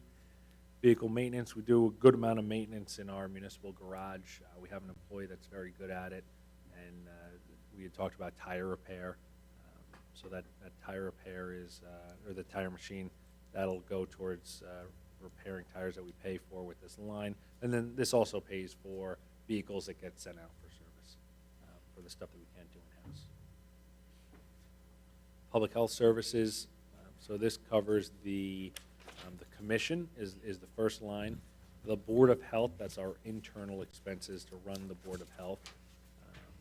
The registrar and nursing services. Nursing services actually went down this year by $3,000. So there's a little bit of cost savings in that department. Animal control subsidy, so this line pays into an animal control trust. The other items that go into the animal control trust are the dog license fees, and then from that trust, we pay for our animal control. Tyco is who we contract with currently for animal control. Then we have administration of public assistance. This is $100 that statutorily we would be required to have. This is what Colleen had mentioned before. The benefit of there, obviously, if anything comes up, $100 isn't going to cover much, but you have a line, should you have some need in the public, we could transfer money into that line to cover expenses. Parks and Recreation, we had gone down a little bit on the supplies line because last year we had increased that line to cover the ID card and printers, and so we had increased it last year, and then this year we also so that's why it decreased from $10,000 down to $8,500. Chlorine, see, last year we budgeted 22, we spent 26. We went through a lot of chlorine last year. There's a lot of reasons why you go through more chlorine than expected. If you get more sunlight, more sunny days, pool's open, it's a little hotter. Maybe you have some reasons to drain pools more frequently. Usually we just drain the kiddie pool, but maybe we had to turn the kiddie pool over a few more times and required more chlorine. But that number was more expensive last year, so we increased that line a bit this year. The actual spend for chlorine last year was $23,823. The last line in there is specialty repair. For this year, we're looking to paint the pool. That'll cost us about $4,000. And then the pumps that we had installed 2 years ago in the pool, they need to be added to, tuned, and kind of reconfigured with. We have meters on the pumps to show how fast they're all turning. Right now, we have one that's digital, one that is analog. It's not an ideal setup, and it benefits how we maintain the filters in the pump system if we have them both digital, both on the same system. So this would be to do that meter setup for $5,000. So those are new expenses. When did we paint the pool last? I thought that we just did that. We painted either Only part of it when we did the Yes. drain renovation? Yeah, when we were doing the drain renovation, they were required to paint around the boxes, but there was some expanded areas that we had done a change order to paint a larger portion of the bottom. But it's peeling in the areas we didn't get to 2 years ago, need to be done. You want to put in the W in there? Whatever the mayor and council would like. You want to put a W in the bottom of the pool? Waldwick. Make sure it's not an M. Depends on how you're looking at it. Explain to me, Mahawat where does pool. the access go with the money that we get back from leasing out there? Something screwed up with the paint last time, too. Does that go back into something, or No, it comes in as miscellaneous revenue. you don't put it back into this budget? No, no, I mean, it comes in as revenue and it supports operations, so, it covers expenses here as much as it does anywhere else. Wasn't there an issue with the paint we did last time, then they had to come back and do it? Am I mistaken about that? Or did we not police that properly? There was some, The paint that we something weird did, happened there. the paint that we did most recently was fine. Yeah. I know, yes, we did have an issue before my time here where the contractor had to come back and Yeah. make repair to the paint. That was when you had the whole pool sandblasted and painted. Yeah, just obviously whoever's police, I guess it's my department. Yeah. You But, take an interest in Let's make sure we that. spec it out right and we watch it Yeah. and make sure it's done right. The because good thing it's about, silly. this is a low cost, it's below the Yeah. bid threshold, so we'll get quotes, Yeah. we'll choose the vendor Yeah. that's in the Yeah. best interest of the borough. And that'll be done early so that we can get that water in there. It'll either be done early or late. This will not delay the pool opening, so should, it's not in such dire shape to where we couldn't fill it, but yes, ideally we will have this done. That's actually part of it because of the environmental concerns. The paint can't have the components that it used to have and it doesn't work as Here as well. effectively. Same thing with adhesives, everything. Nothing, it's gotta be environmentally friendly, but then it lacks in performance because of that. So it's a fine line you walk. Patrick, quick question. Who runs the bus trips for seniors, like, just for my general knowledge? The senior club, the Golden Club. And so that's more or less a reimbursement, so they come to, That's in charge of all the events. Okay. She's the one that takes care of it. yeah. I gotta tell my grandma, that's why I'm asking. I didn't know we did that. Yeah, Mrs. Cullen. Paramus. Yeah. Okay. It's run through the Golden Club, yeah. Okay, So, cool. I don't even know the background, maybe the mayor does, just, we don't have a senior program, so this is our way to support a senior program. Yeah, what they did is they asked us for money to do it. Yeah. Yeah. I think, we always gave them the same amount of money, and then I think for our 100th anniversary, we gave them a gift and said, we're gonna give you a little more. Well, they asked for it, we said, sure. So we made it our 100th anniversary gift to them. But they're self-sufficient on their own, but Uh-huh. they go, well, with COVID, they didn't go much places, but now they're starting to go out again. Okay. Go to nice trips. yeah, get her involved, then she can That's good. report back to you, Yeah, Let you know how it's exactly. going, yeah. Yeah, they do barbecues, they have meetings, I think monthly. Yeah. Over at the senior center, and then they have some offshoots for small things, like they'll have there's a group that plays cards, a group that does aerobics. Kelly knows better, because she gets all the scheduling from them, Kelly's right? the senior, Cards, yeah. aerobics, what else do they have? Kelly's the senior representative. She is the senior representative. What else do they Very have? active. Monday's game day, 12 to 3. Yeah? Tuesdays and Fridays is senior exercise from 10 till 11. And then our meetings are on Wednesdays, we have 2 Wednesday meetings. Yeah. And then the summer ones, they have a big picnic. Pic- But they did some pretty nice bus trips Yeah. right before COVID hit. Yeah. They went to Pennsylvania, they went We went like to Atlantic City. yeah, movie and a show, They do dinner and a movie, show. yeah, dinner and a show, they lunch and a show, kind of thing, yeah. Nice. Yeah. Yeah, they enjoyed themselves. Yeah. So. Mention it to your dad too, that'll make him real happy. Tell him you said it. Community television, this is for WPI. Could we do it, could you, with WPI, I'm getting off the subject a little bit. Yeah. Do we have a schedule for this I spoke, organization? Because, I mean, they got a room and nobody's in. yeah, I spoke to them at your request earlier in the year, and they said that they will be, the next event they will be at is whatever their normal schedule is, and I have it written down, and I can pull it. Yeah, but for they're you, gonna give us a schedule? Yeah, no, he has a schedule. They'll be at the parades, they'll be at the graduation, they will be next year at the reorg meeting. With that said, they go to events. They don't have a lot of coverage, maybe they cover 6 events a year, and their coverage appears on our local access channel. So, What channel Yeah. is that? we have 2 channels. Yeah, we have, it depends on your cable carrier, but we have 2 channels. Right now, they don't air anything. But typically, pre-COVID, when they were operating, To rent the room? it's for mostly computers.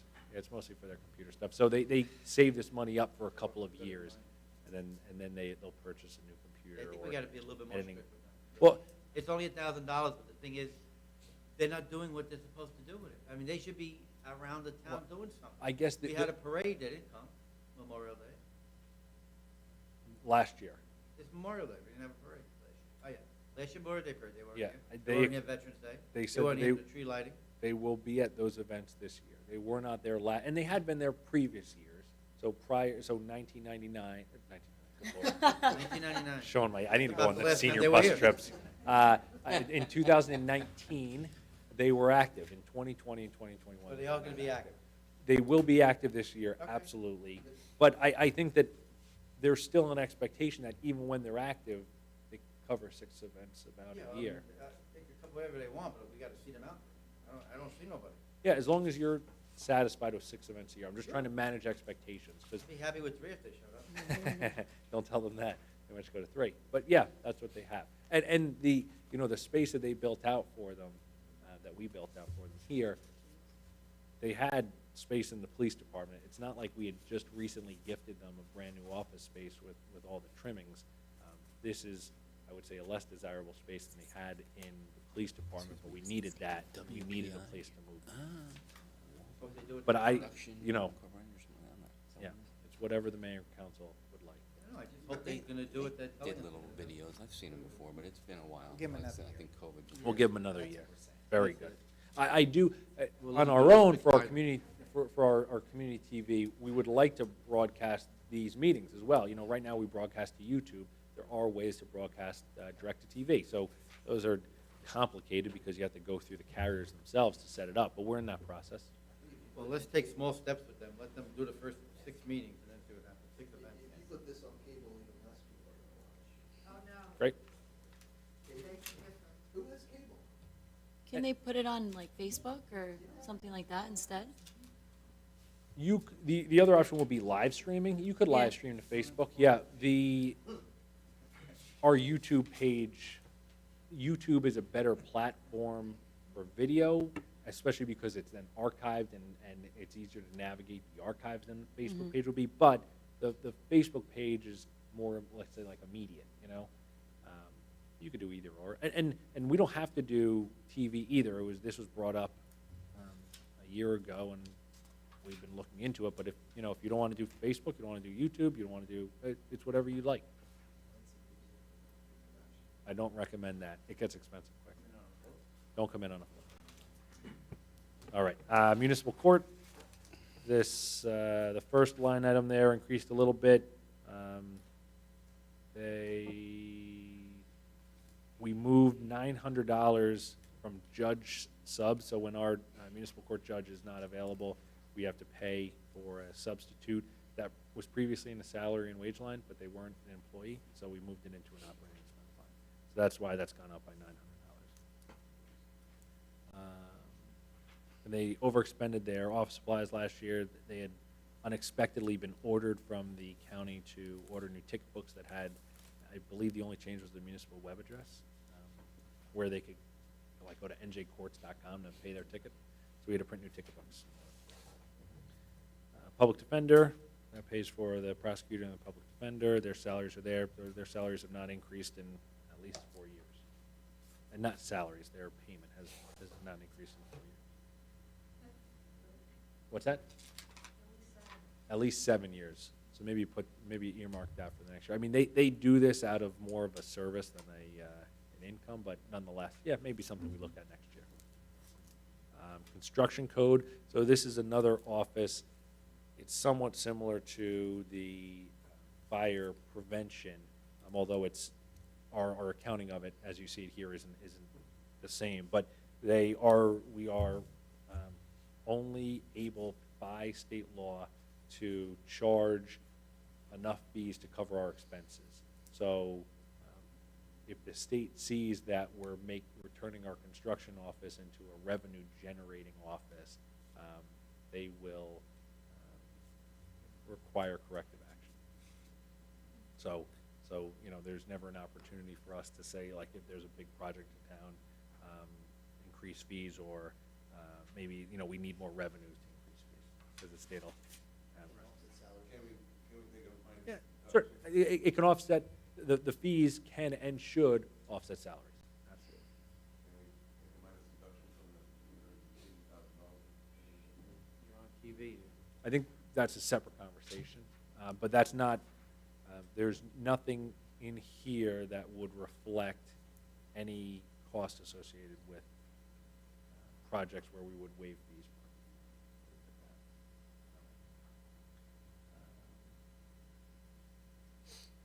Utilities, obviously, more expensive, only slightly more expensive than previous years.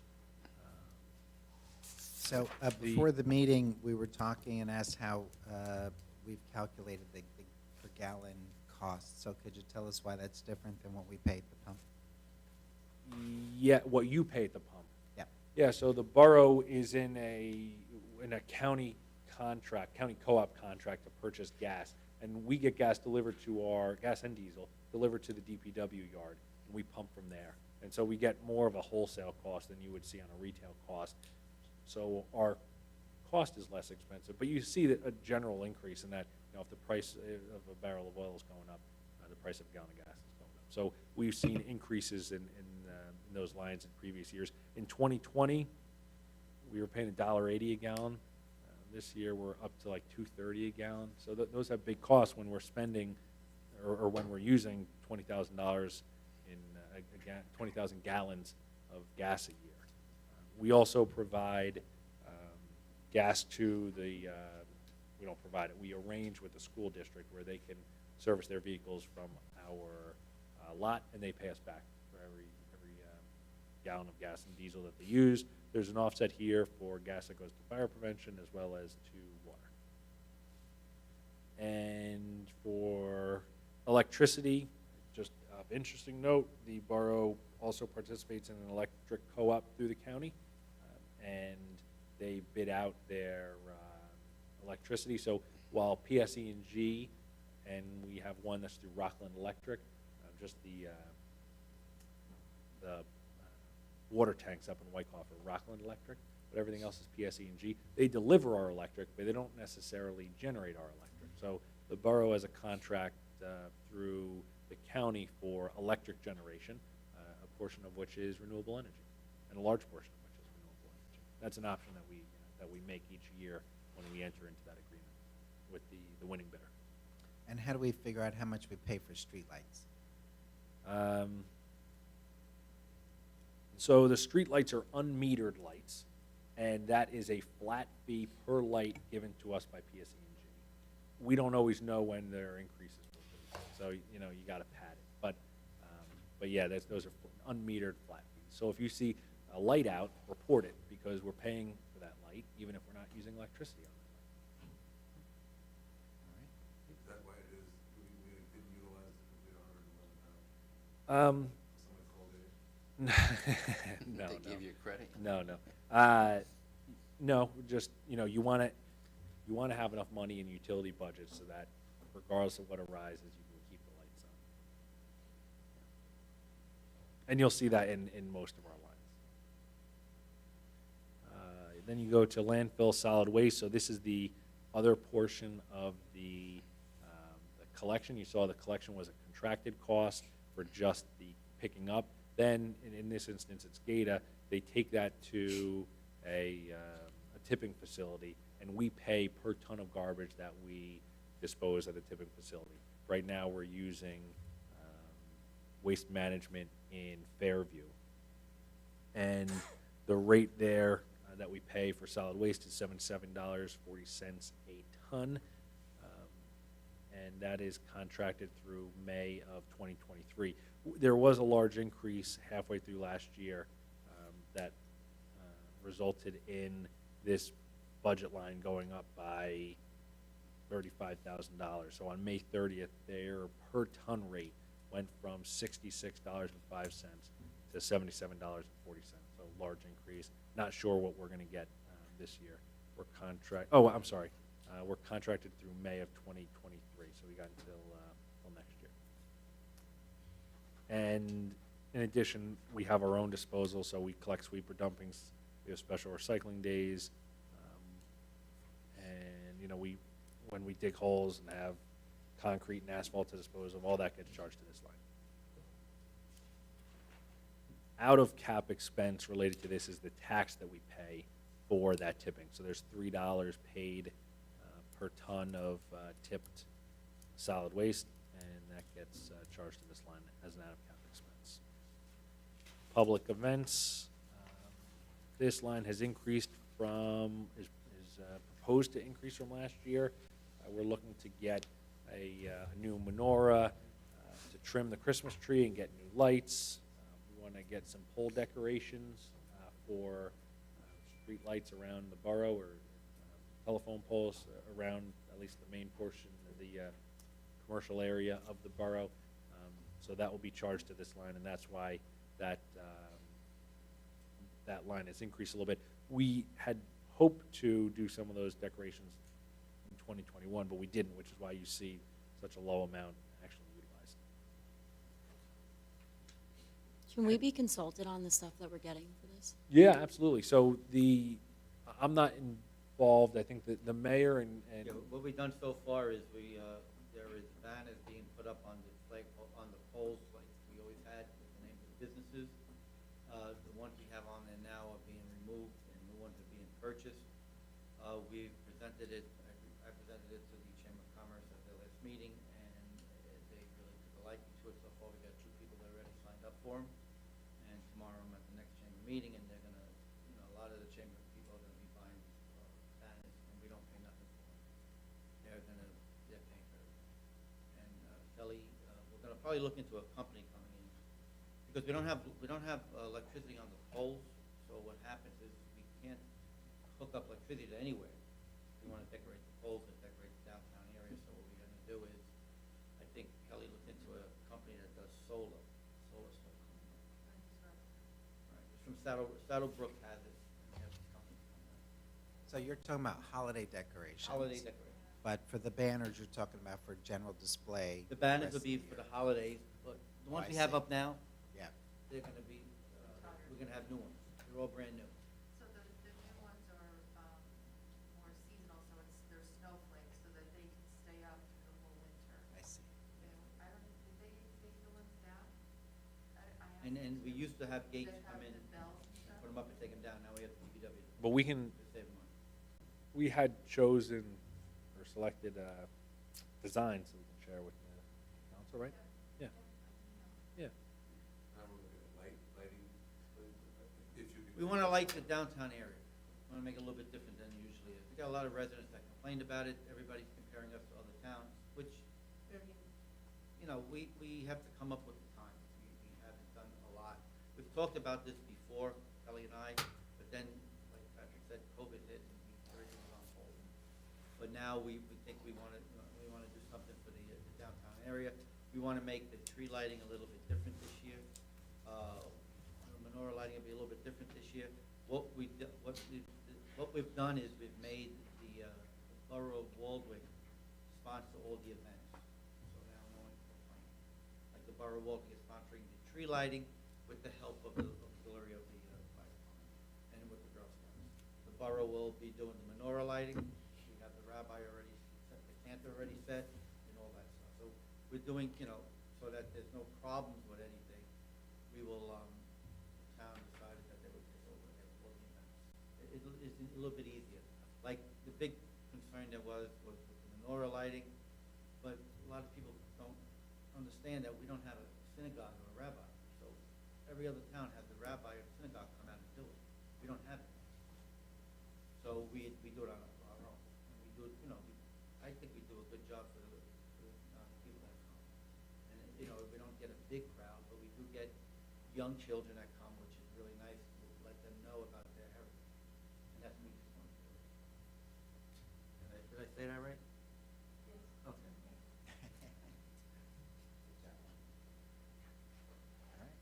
On pension and social security, so this is Public Employees Retirement System, which went up only slightly. FICA is our social security. Then PFRS, that's a Police and Firemen's Retirement System, and DCRP. Those are all items that are bills sent to us by the state, and they are calculated based on employees' pay. And the only difference, obviously, PFRS is police and fire. For us, it's just the police department that's in there. PERS is most municipal employees, and DCRP is for appointed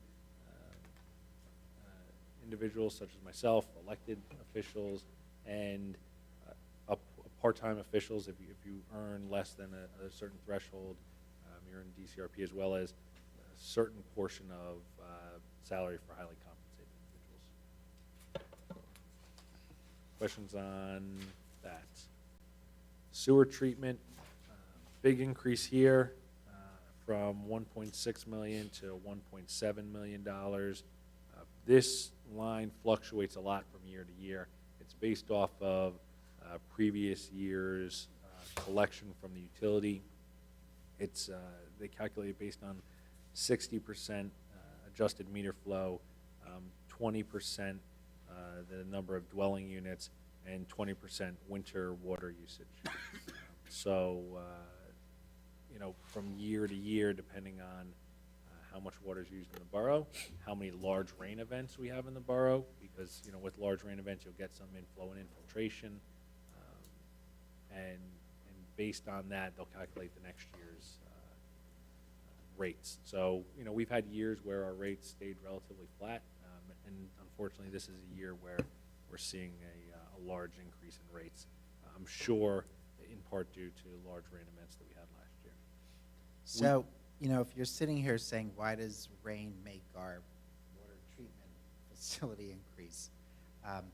What we learned was, you know, we have a fair number of households who have sump pumps because they have water in their basements, and there's sump pumps connected to the wastewater treatment.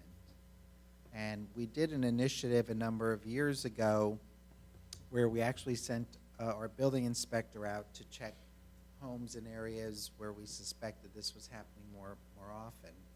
And we saw a significant decrease in our wastewater treatment, no matter how much rain we had. So now that it's creeping back up concerns me a little bit. And if the reason is because of, you know, more rainfall, then I wonder, you know, I guess where I'm going is, it seemed like we had an impact with the initiative that we had with the sump pump initiative. So we stopped doing that and rates go up again. So, you know, basically, you know, if you want to be upset about something in our budget, we're paying $100,000 to treat rainfall. Mhm. So how do we stop that or address that going forward? And I think that requires some vote, because you know what? If it rains a lot this year, this will happen next year again. So is the issue that the sump pumps are connected to the sewer line in the house? Yeah. Mhm. So one thing we did in the previous role I worked in, we did the same issue where every time it rained, it was clean water running through all the pump stations. Charge $100 a year, and if you wanted that waived, you let the inspector come into the house and show them that your sump pump's not connected to the sewer. Yeah, we did that, and we even budgeted money to help people run their sump pumps if they couldn't, you know, run them into their yards or into the street or somewhere else, to connect to a stormwater drain, which costs us nothing. So, you know, we did that as much as we could, and I don't know, at least 2 districts in town where there's, you know, my side of town, they don't even have basements, so it's not an issue on my side of town. But there are areas of town where it's known where this is an issue, where, you know, we just knew where it was happening. So have people returned to putting their sump pumps back in the wastewater treatment? So I don't know. We put the businesses in the picture there, a lot of businesses, when we do inspections, for the phase 1 and stuff, they run the roof drain. I don't know if we looked into that. I don't know that we looked into that. Everything should be on the table, and I don't know specific about roof drains, but I can talk to our building inspector and DPW superintendent about it. I know that, you know, the initial effort that we had, to your point, was productive, and when we go in, if we have to go into a house to change a meter from DPW, or if we go into the house to do an inspections with construction, we're looking for, during that process, we're looking for pumps that are attached to the sanitary sewer. But separate from those pumps, you know, you can also just collect groundwater through the sanitary sewer line. So, you know, just like there's a certain expectation of water loss in a drinking water system, you know, somewhere between 10 and 15% of water in your drinking water system is escaping out through cracks or breaks. That's pressurized. This non-pressurized gravity-filled system, you have a tendency to get water infiltrating into the system through the same types of small cracks. And so, you know, in addition to looking at sump pumps, I've already talked to the superintendent about, areas of town where we know we get more rainwater, and how do we prevent more rainwater? You're talking, the first step would be cleaning, and then TV inspecting those lines to see, where we have cracks. You can do relinings, you can do, some repairs to those lines. In addition to sump pumps, we also intend to do, to make some other efforts just to look at the construction of the system. Yeah, and for as long as I've been on council, we've always budgeted I&I money. Yeah. And I think that's important to do because our town's getting older, our infrastructure is getting older, and you have to maintain that stuff. Yeah. But to the best of my knowledge, we've never really found major seepage into our system that you could say, point to and say, this year this was a problem. If that happened, I wasn't aware of it. But the other thing that, and correct me if I'm wrong, but we're not metered to the sewer authority, correct? Not all of our flow there is metered, no. So They meter flow. they meter flow from every other Yeah. community user in the system. Right, and so what happens is, there's a lot of, because of where we are in the system, there's some flow from other municipalities, and some of that's reflected in here that flows through our system. Yep.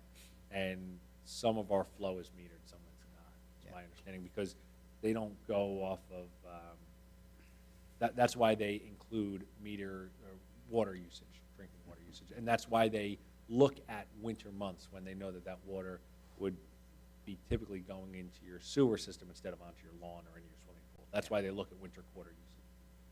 Got it. So, we've had this discussion in the past, so perhaps nothing's changed. So there's no way we could, is there any way we could meter the parts of our system that aren't metered instead of this calculating, Yeah, guessing? I'd have to find out. I don't know enough about that portion of it. We've always been told you can't, Yeah. but I don't know if it was the sewer authority saying you can't, the Yeah. engineer saying you can't. I'm not sure whoever told us. Sewer authority, they're the ones that said they had the ratio, how to figure it out. Yeah, Yeah, I can ask. they I mean, figure it out. and Yeah, then that's send what us they've a been bill. telling you. Don't worry about it. Well, Yeah. we maintain our own system, and so I know we would have the answers. I'm sure if Mike Latore Okay. was sitting in front of you, he would have an answer for you. So I'll get that from him. Businesses, and they have sewage, going to sewage, they actually don't count how much sewage, they don't usually use flow meters going out of the process. They actually, they have to bill you based on the water that's going in some of the commercial businesses. And usually how much water they use is how much they get billed on going out too. They kind of assume it's a no-loss system. I've done that in certain buildings, like certain large manufacturing companies that I've done. They got billed like say, like the ESC would bill one of the big companies that I did when we were doing the metering. They were actually charging them how much water usage they were using, and then. Assuming the same goes out, Right to yeah. that, so. Yeah, and, And you know, that's that's a portion of our of our bill. current bill. Yeah. But, Usage. water you know, I think for years, when we did the sump pump initiative, our rates really stabilized. And Yeah. then I think we got a little complacent because we were in a good place. And now, the past couple of years, not so much. We have to go back to I the way it think- was. I think the initial initiative when Gary was around was we were gonna try to handle it while we were doing paving, because we were gonna put all these stub outs off of the storm drain system so that it would be a convenience for each homeowner to hook up their sump pump right into a stub out that's already coming out into their property. And if we were gonna do a road, they were gonna do all that, run a parallel line next to it, and we kinda got started with it, and then it petered out at least a dozen years ago. Yeah, and then I, every time somebody moves out of a house, right, you gotta supposed to have a certificate of compliance. I mean, I know when I moved into my house, the people that, I never even met the people, it was just abandoned, but they had it hooked up into the slop sink in the basement, Yep. and then they made me change it before I Yeah. moved in, where I had them pay for it or something, but. It's a good you know, time to do it. There's not a lot of yeah. turnover, that doesn't really do it. I mean, people Yeah. live in their houses for 25 years, and My understanding of the efforts that were made to tie in the sump pumps to a line at the street was so that you don't get the sump pumps running out onto the road and freezing where they sit on the road. that's part of So, it. and we have done that recently, in my time here. Yeah. Yep. We've done roadways Yeah. where, but not every place, and, we're not doing that in HCA. If you have a sump pump, you can, and I suspect you don't, you said because if you don't have a basement, but you can dump it on your lawn, Right. right? Plenty of people do, or plenty of people would run it out the back of their house Yes. if they have an area in the back of their house for drainage, and we plenty of streams going through town where we do that. The areas where I know that we've made an effort to tie sump pumps into a lateral that goes into the stormwater drains is area where we see, especially in the winter months, sump pumps coming out onto the roads and freezing. So that creates an unsafe condition. And we have done that recently.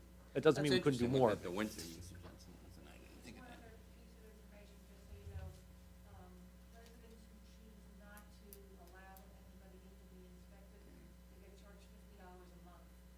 And we do have a handful of people that we charge $50 a month to, again, it's just a handful. What's Yeah. that inspection for? Sump pump. See you for the summer. When we did the sump Yeah. pump referendum, we said if you don't let us come in your house to inspect, we pay $50 a month till we come in to inspect. Yeah. Same thing with the water meter reading, there was people that didn't want the RFA, you Yeah. know. Yeah. Remember all that? Yep.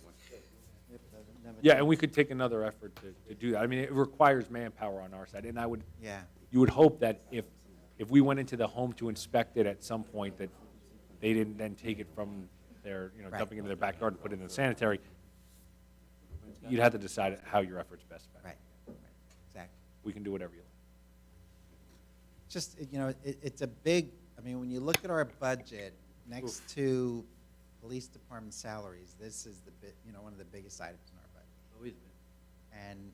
And we don't control this. It's like every year, the sewer authority sends us a bill, and they justify it with the calculations and the formulas, but we're not like the other towns in the system that can point to their meter and say, that was our usage. And we get You know. nothing different because we're a So, hometown.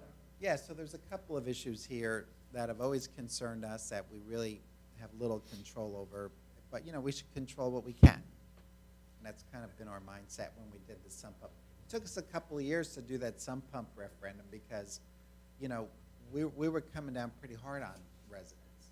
But this bill was running out of control for a couple of years in a row. We really had no choice. It was way out of control. So, just don't want this to continue to just roll over because we can afford to pay Yeah. the bill. We pay the bill, and next year we'll have the same discussion. But another I have a portion folder, too to mine's consider, falling off all the time. as long as we're this far into the conversation, is this is driven off of sewer authority budget, right? So it is our usage, but if our usage stays flat and the sewer authority budget goes up 8%, we're feeling that 8%. So something to keep in mind, keep an eye on that budget. And do we, and again, this will go to another discussion, but do we even have a sewer authority representative right now? Because I know for a couple of years we didn't. Do you know, Mayor? Here? Yeah. Yeah, correct. Yeah. No. It's just Do we have a commissioner guy on the committee. appointed on the sewer Well, authority? no, Not what happened was, involved. when I try to put people on the Yep. commission, I was told that they don't, every town does not have to have a representative. They only have to have a certain amount of people. Yep. The board is consisting of one party and one party only. Yep. And that's it. I've tried to put people on, they did not want to do anything that way. And you know what, this discussion that we're having, every mayor and council is having the same thing at their capital budget meeting. Yep. Because every town is being taxed. But us, unfortunately, we're the host town and nothing was ever done for us or set up. Well, and it's worse for us because not only we're a host town and a big user, but for most of the past 5 or 6 years, we haven't even had a representative on the board No. of the authority. No.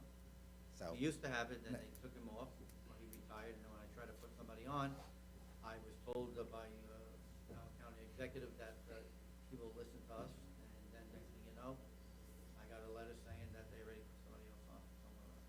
But it's like some representative, one town might have 2 people on. We have nobody. And they said that they don't, there's no way that it could be that Walden Yeah. have to have representation, doesn't matter. Walden is 7 or 8 people on that board. Can So we it's- have our lawyer get involved and, It's the way the utility authority does things, and we can't do anything about it, honestly. There's no legal obligation for the authority to appoint a resident of Waldwick or a representative of Waldwick. yeah, the problem is they don't really have a boss. No. They're a quasi-independent agency. They were formed by, I don't know, I guess the county or the region or something, and they're independent. It's like they don't answer to us or anybody else. Their meetings are on Tuesday also, the same day as the council meeting, so whoever's always assigned to this thing, it's like, Yeah, it's just, we could go there, I mean, I used to be on that committee, I used to go there, and, they would, if they didn't wanna talk when you were there, they didn't talk. It makes the Board of Ed look good. I mean, it's crazy, I mean, they're in their own world, they do their own thing, and their attitude is you don't like it, no. And you just, they always have a story for you. And you can send people down there to go talk to them, you can send people down there to look, to smell the smell, and they'll give you the same story all the time. They have the standard script for all of us. I think we made some headway with the early truck traffic in the morning finally, and I've heard some Yeah. complaints about Yeah, that from little- the Jaggy household. Yeah, the little lately. thing, well, no, Yeah. that's, But, they were coming in. he made it every- worse for us. Yeah. He did. But, sometimes they just do things for us just to show us. Okay. Moving on to grants, we've got the first one, recycling tonnage grant. We get it every year. This year, we're fortunate to have the number of time to put into the budget. That's the only reason why you don't see it last year and you do this year. Body armor grant, we get every year. Clean Communities grant, we get every year. Motor vehicle inspections, we get it some years and we don't know why we get it, but we get it. It's like $50. So that's a placeholder should we receive that. So this is a revenue account. No, it's an expense account, but it's an expense account for that matches the revenue. Got it. Yes. So we, on the revenue side, take the money in, on this side, we spend the money. Capital and debt service, capital improvement fund, this goes to fund the 5% down payment required of the capital ordinances, and any remainder goes into the capital improvement fund. Development of Borough Hall parking lot, this was added since the first time you saw this. The reason for that, we had appropriated in 2019 money from fund balance to fund the development, acquisition at that time, and development of the parking lot. When we didn't do that project in 2019, it rolled into 2020 in reserves. We still have not acquired the parking lot, although we have an agreed to contract, which is why that amount went down from $300,000, and we paid out Boswell for engineering work, so it's gone down to $96,000 remaining. Now we've gone into the next year, we need to reappropriate this money in order for it to be utilized. So that money has been added back in to this budget. It comes out of fund balance again and goes back into the budget. We put in exactly what you had appropriated 2 years ago, less the expenses that we've incurred to date. A word of warning that our margins are razor thin on the engineer's estimate for the project and the amount of funding available. We're in the negative, but bids haven't come back yet, right? So I'm not sure how the council wants to handle this. I can provide to you, the engineer and I just went over it this morning, the engineer's estimate for the project. We're looking to do as much work ourselves that we can do in terms of clearing site, maybe some of the plantings, spreading topsoil and mulch and things that we can do with our DPW workforce to reduce the cost. But where we're appropriating $96,000, it's possible we actually need like $135,000. So the question to the council would be, do we want to leave it at 96 and wait for the bids to come in? Do you want to increase it to 136? Do you want to take another look at the project? All options are available to you. I think maybe the first step is for me just to provide to you the engineer's estimate for the project, and you can review it and make a decision based on that. So this is for the design that we saw when we were negotiating with the bank, that we had to submit them a plan? Exactly right, yep. Yep. And that design hasn't changed since you saw it last. Yeah. There was a $120,000 purchase price, so there was $300,000 appropriated in this line. $120,000 purchase price, 50 some odd went to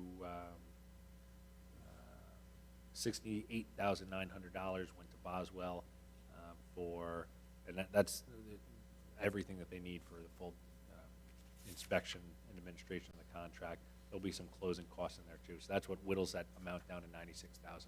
This reappropriates it, but I'm just telling you that even with reappropriating the same amount you had budgeted 2 years ago, based on the current construction costs, we may be short. How about like the line striping? Is that something the DPW was considering doing, or not necessarily? I know you just said that they could do the landscaping and maybe Yeah. some clearing in the demo. We're gonna have a line striper in here anyway. We hadn't considered doing that with our DPW. I'm having a meeting next week with Mike Latore and Jim McGinnis, the borough engineer, to review everything that DPW can do.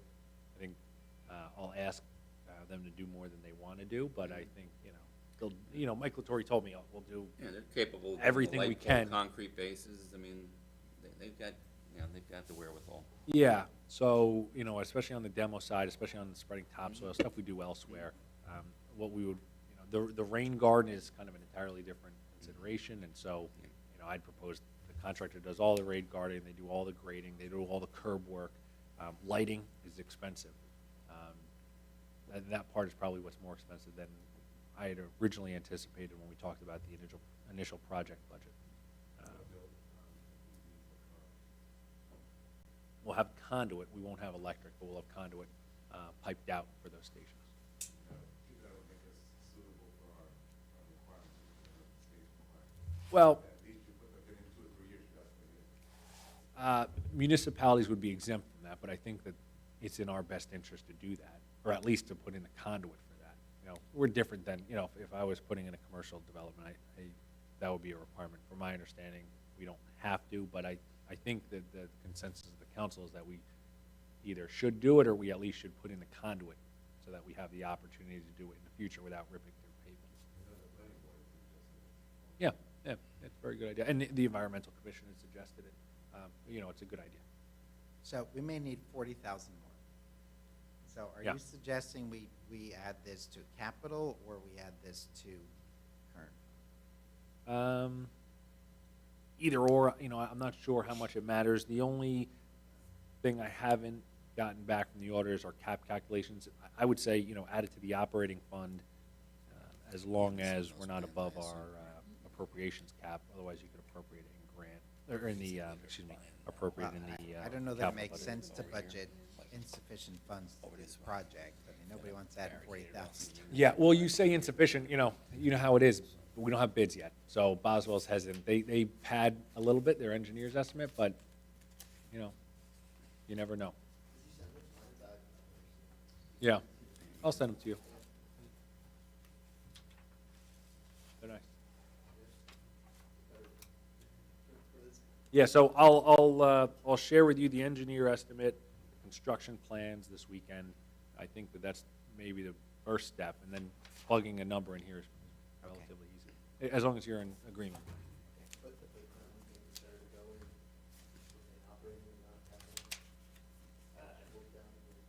You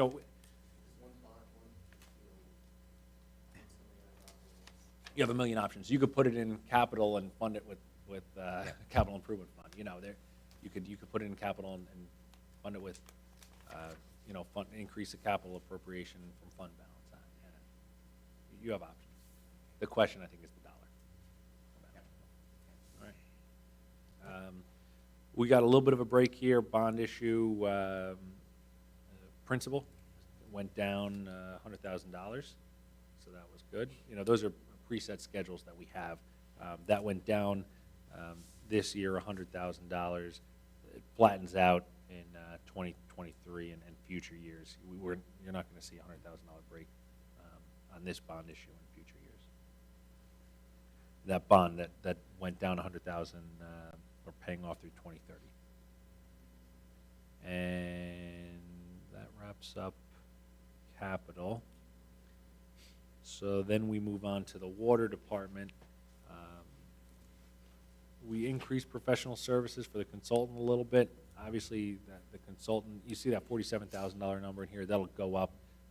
The consultant is still getting us their 2021 bills. But we leaned on them a lot more in 2021 than we had expected because of the early triggers for public notices. They were involved in drafting those notices and submitting them to the state. They were also last year involved in the presentations we made to the public. So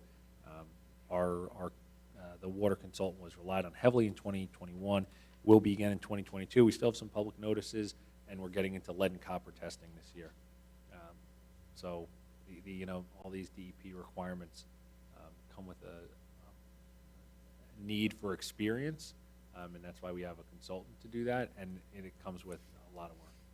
We required to put these systems in action before I went through that process instead of calling it that. 'Cause that's an expensive process. On the operating side, For the particular individual sample, yeah, it's what you look at, but comparing it to like their PO sample, it's. so we've been sampling for PFAS for 3 years now, so that sampling cost is already included in the budget. Yep. Yep, and the operation of the system itself,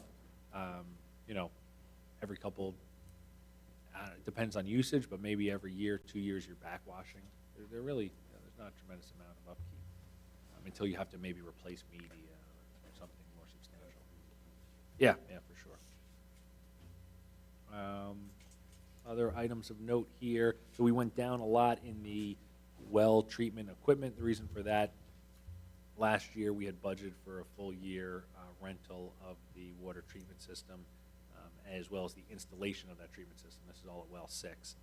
This year, we're just looking at the first, hopefully, 8 months of renting that system, after which we'll have the full installation and we'll purchase that system. We're doing like a lease buy option with this treatment system. So the buyout will be included in that $3.5 million that we talked about on the capital side. And that has to be upgraded. There's only one tank, you have to go second tank. That's right. What we're looking at here, that the $170,000, which you see on the line for well treatment equipment in 2021 adopted, that was for the installation and the rental of that system, the one system that's at well 6. This year, it's already installed, and we're just doing 8 months of rental, so it's less expensive. But yes, there will be another one that will be fully funded through capital. And the purchase of this one that's already installed, right now we're just renting it. The purchase of it will be through capital as well, through that $3.5 million. Patrick, will those treatment containers be able to handle the new copper that you mentioned? The copper, will they be No, able the- to treat that as well? The lead and, the The lead? concern with lead and copper is in the distribution system, not in the groundwater. Oh, So the PFAS is a groundwater problem. When we pump it out, that water has higher levels above the MCL from the DEP. So we have to treat it at the source. The lead and copper concern is that it's introduced in the system through, the most common being a lead service line. And the DEP also has some concerns about galvanized, which is yet to be seen, but they're concerned about lead service lines, lead that was used to like weld lines together, solder, thank you, lines together. That's all distribution. okay, thank you. Yep. So you're talking about our mains? What's that? Our mains? On the lead side, it's more common in the distribution. So in the service line between the curb box or the water main and the house. The reason for that, lead is really flexible, malleable, and it was used for that because it's you're bending up and around things and into basements, and so So- it was ideal for that use. Water mains typically wouldn't be lead, but some of the soldering could be leads at the joints and things. Yeah. So we're responsible for the testing, but if remediation needs to be done, it's on the homeowner. So if you look at the model that Newark did, so let me preface this by saying Waldwick is fortunate in that we don't have a widespread lead problem, or really an identified lead problem that some other municipalities see, and we're just a benefactor of more recent development, right? So our homes are newer than you may see in Newark and Patterson and more urban areas that were developed earlier, right? But if you look at a model like Newark, the city of Newark came in and replaced everything from the main to the water meter. Yeah. And I think as far as the legality of what a borough has to do, it's been changing a lot recently, so I don't want to be put on the, but, and part of the reason I don't know is because we don't have this problem. Now, the DEP has a rule about galvanized pipe now, and they're considering some galvanized pipe to contain lead, which is hotly contested, and I'm not sure where that's gonna land. I have a call on Thursday, the DEP has a, the DEP has a call available to anybody on Thursday to learn more about this. But there are municipalities that don't have a lead problem, but might have galvanized pipe and be in similar situations. Yeah, yeah. Yeah, because usually we have copper between the main and the water meter. Yeah, even up to the curb box. So I tell you that I don't think we have a problem, and we'll see where galvanized pipe plays out. Well, we've been testing for lead for years. I mean, Yeah. testing's not a new initiative. No, not at all, no. But in addition to water sampling, the DEP is looking for physical inspections. Oh. Yep, physical inspections. And we've already been working on this. I think we started early last year, going through property records to see when homes were built and identifying, because when lead was primarily used in service lines when homes were built. So the DEP says if you have homes between these years and these years, and so we've combed through, I haven't, Mike Latore and Joe Misselwick and our consultants have combed through this data to identify, okay, maybe these houses have a higher likelihood, but we'll be to the point where we do physical inspections of at least those, potentially all. I would expect all homes in the borough to identify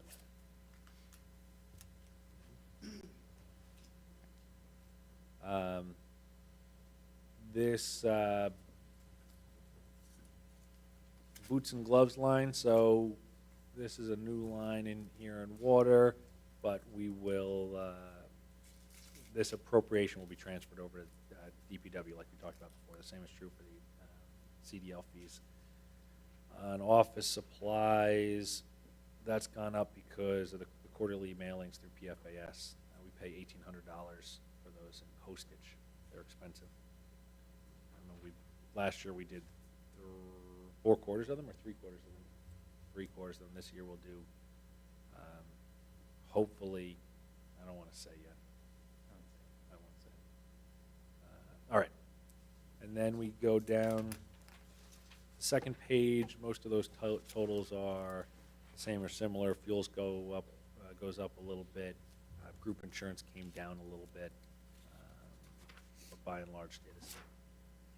On state permits and fees, you'll see that number in actual, $20,195. We had $11,250 to the DEP to review the installation of well 6. That was an unanticipated expense when we adopted the 2021 budget. And then the next page for water, contribution to PERS, statutory, it's not statutory, but based on a bill, has gone up a bit. We don't have notes, so you don't see no principal there.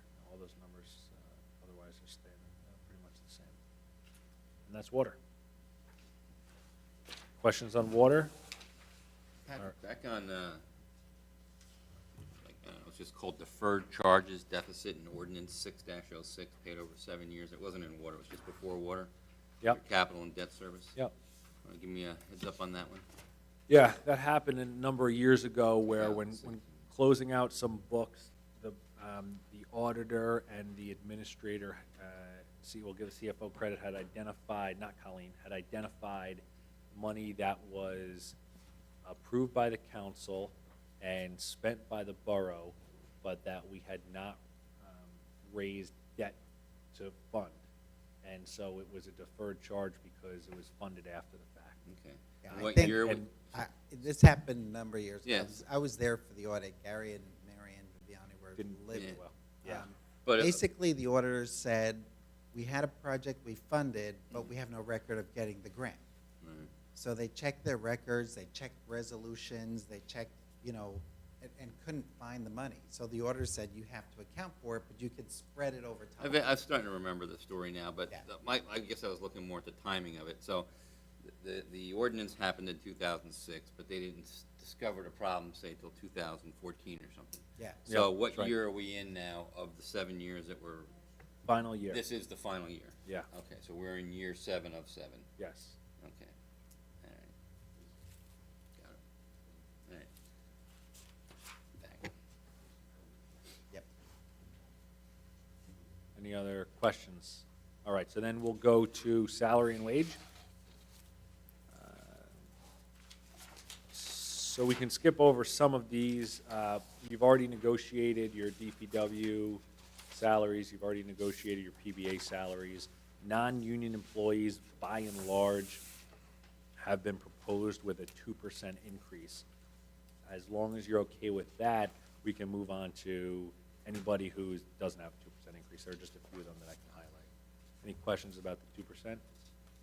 All right, so then let's go down to the superintendent of DPW and the chief of police. Both of those positions, at least last year in my time here, we've tied their increases to the top step supervisor increases given in their departments. So in this year, in DPW, they were capped at $500, and in the police department, they got 1%. So for both of those positions, we have proposed a 1% salary increase. On the police chief line, this looks a little different than previous years because in the most recent employee handbook, we'd done away with longevity.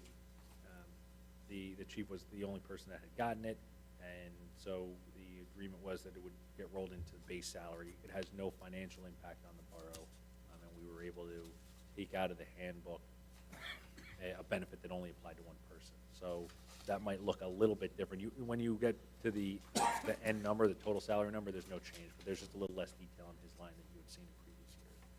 So any questions on the 1% proposed for those two positions? All right. Going down to dispatchers, these are lower salary positions.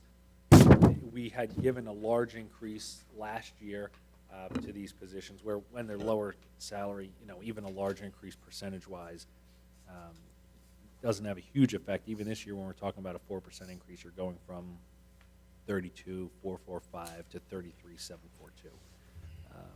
In last year, it was a large increase, but we kept it. We were kind of capped at how much of an increase we could give because they were coming up against the starting police officer salary. We didn't want to have a dispatcher making more than an officer. We fortunately, through the most recent PBA negotiation, have increased starting salary. So, we wanted to increase dispatchers as much as we could. So, what we proposed here is 4%. And this 4% Just so you know, was, when we talked about this with the finance committee, we recognize we need to do more. So this might be a couple of years. So, it might be 4% this year, maybe 4 or 5% next year, whatever it is. But we think we need to start addressing the dispatcher salaries just to increase those a little bit. And as Patrick said, because it's a smaller base to start with, a percentage increase makes a little bit of an impact. So it might just take a couple of years. And we did talk about the 1% for the department heads, and we agreed that that's what tradition has held, tying that raise to those other positions, and it was 1%. So we recommended sticking to that. Patrick, can I ask you one more question? Why the EMT for 5,000 for two of the positions?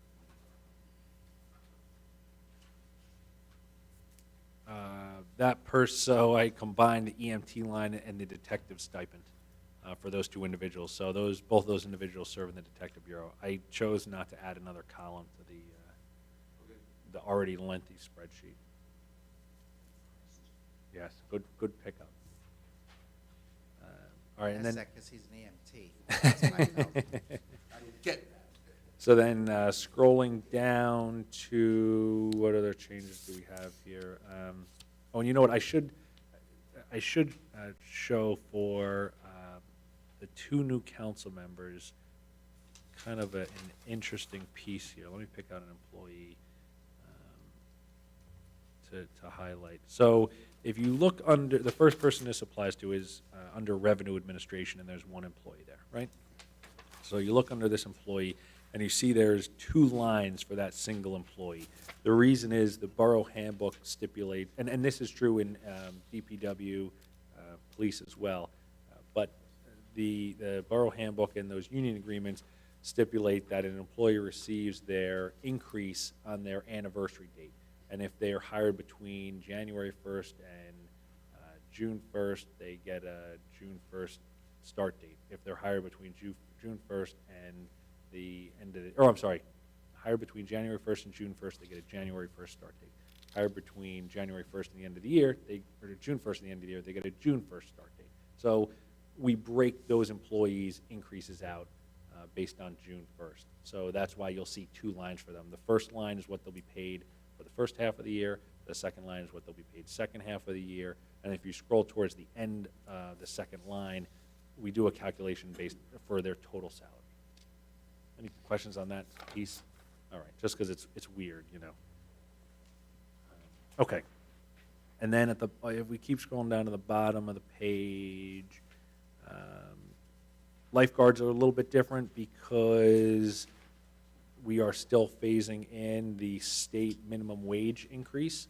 So that gets a larger increase based on what the state minimum wage is this year. The state minimum wage for seasonal workers, which lifeguards are, is a little bit lagged behind any other workers. That's why you might not see what a typical minimum wage number is in here for them. And that minimum wage for a new hire drives up senior lifeguard and head lifeguard wages as well. Questions on recreation? All right, and then if we go down towards, the only other item to note is under fire prevention. So currently, the borough pays our fire inspectors a salary, and that salary, in my opinion, doesn't accurately reflect the hours worked. There's a lot of, there's a wide range, and if you were to calculate an hourly wage based off of hours worked divided into their salary, there's a very wide hourly rate paid to those inspectors. And so, you know, and also how we pay inspectors is you know, the bulk of their inspections are in the fall, and we pay them in the fall. I propose here that hourly rates for those positions, and that we begin to pay based on actual hours worked as those hours worked. And you know, so these hourly rates that you see are entirely new. I think they will be, I'm confident that that line will support those hourly rates, and I'm confident that those hourly rates are in line with what other municipalities are paying for those positions. Have you So shared this with the fire prevention folks? I have shared this with the former fire official and with the current fire official, who are both in agreement. And the current fire official is in the process of discussing this with the fire inspectors. Got it. So how this would happen, is gonna have to, yeah, we'll have to come to you with a resolution approving those rates when we do it for all other salaries. And then, you know, for anybody that's already worked hours this year, we'll have like a one payout for them, and then we'll start paying everybody by semi-monthly. This is a good time to do it because we had two retirements out of the Fire Prevention Bureau. So anybody that we think would make less money with us switching to hourly, they'll have an option to pick up more hours if they want to cover that. They want to cover that income. we have accurate data on their hours worked since they're presently salaried, or we just have a feel for how many hours these people are putting in? Or? They've been diligently tracking hours for 2 years Oh, now. they have, They're into okay. their third year.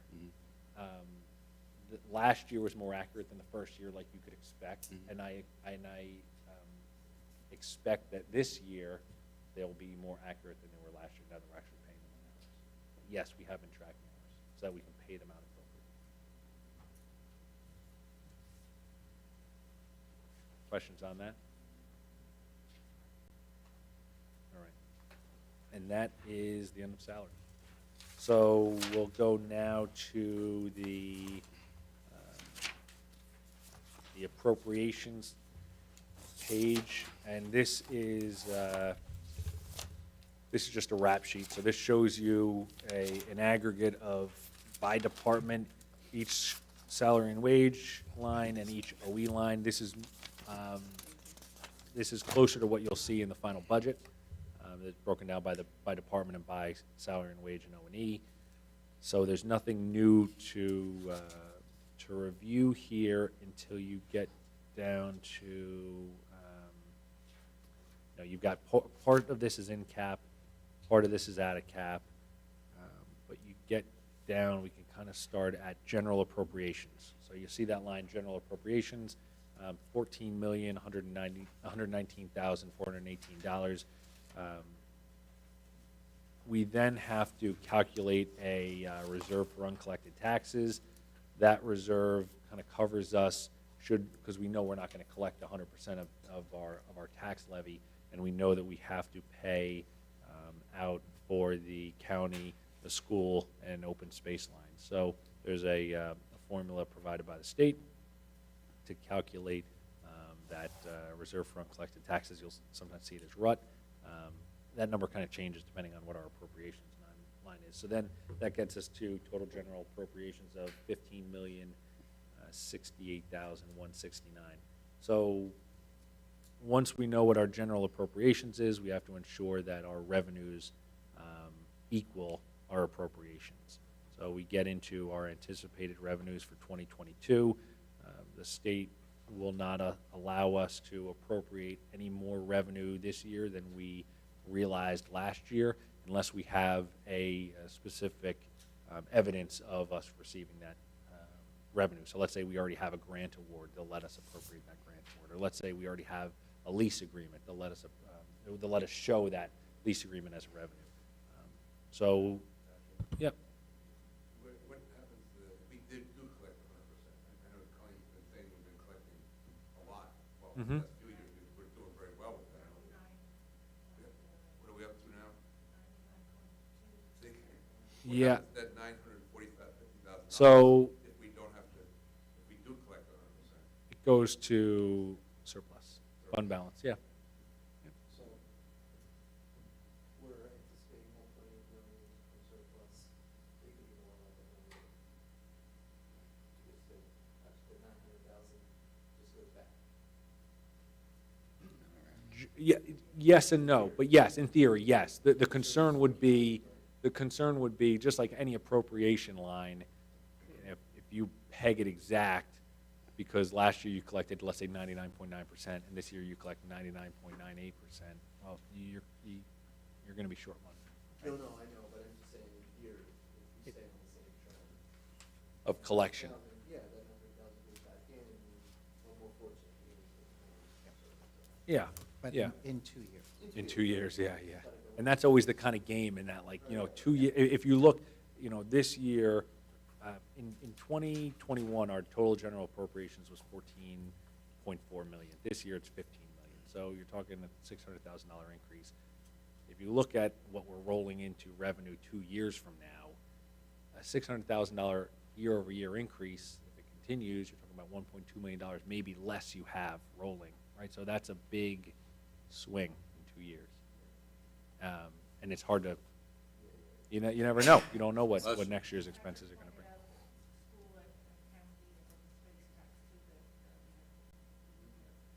Yeah, so that's what that RUT, it basically is a reserve so that if we don't collect 100% of our revenue, tax revenue, we still have money set aside in our own appropriation Yeah, to pay the county and the school. Now, we always collect, right? That's the good thing about being a municipality. We always collect. We're gonna get there. The question is, do we get there in this year's budget, right? So if you don't pay your taxes, we might not collect that this year, but you'll go to tax sale and we'll get there. And will you be able to tell us, or will you be able to look up what's going back in the surplus from 2020 budget? We will know it when we have our annual financial statement, which we expect the first week in March. So basically the week before our budget is proposed to be introduced. Yeah, and there's no complete ballpark then? I mean, responsibly, no. I could give you a ballpark, but I wouldn't want to, yeah. Not that it's just, until the audit, you're right, because, and I'm not the auditor, and I'm not through everything, so I can tell you, like, yeah, here's what we have in our reserve line, until the auditor comes in and says, well, you didn't account for this, and the next thing I'm trying to explain to the council why I'm $200,000 off in my, But we'll know in 2 to 3 weeks. yeah, you will. Well, we have to know that before we introduce the budget, right? You don't have to, but I think the state lays out their schedule for when you complete these, like the AFS and your budget introduction in a way where, yeah, you should know that you should know those numbers from your previous year operation before introducing your budget. And I'm sorry, this is maybe a little bit over the top, but is there a graph of our surplus? Yeah. breakdown over the last Yeah, few years? yeah, I can show it to you, for sure. And normally I do before the budget's introduced. Normally when I have an idea of, specifically what the council wants on appropriations and capital items, I'll draft you a memo that shows you kind of a list of tax rates, a list of tax breakdowns in terms of us versus county versus school. I'll show you surplus numbers. Yeah, I have all that. And I can show you that from previous years as well. Yeah, I don't think it's in a graph, but I can graph it for you. It's in Excel, drag and drop. Yeah, no trouble. Yeah, anything you want, yeah. So before we go on and look at the next page on the budget, basically where we are is we've now reviewed our entire capital budget, our entire proposed operating budget. We've looked at our projected revenues.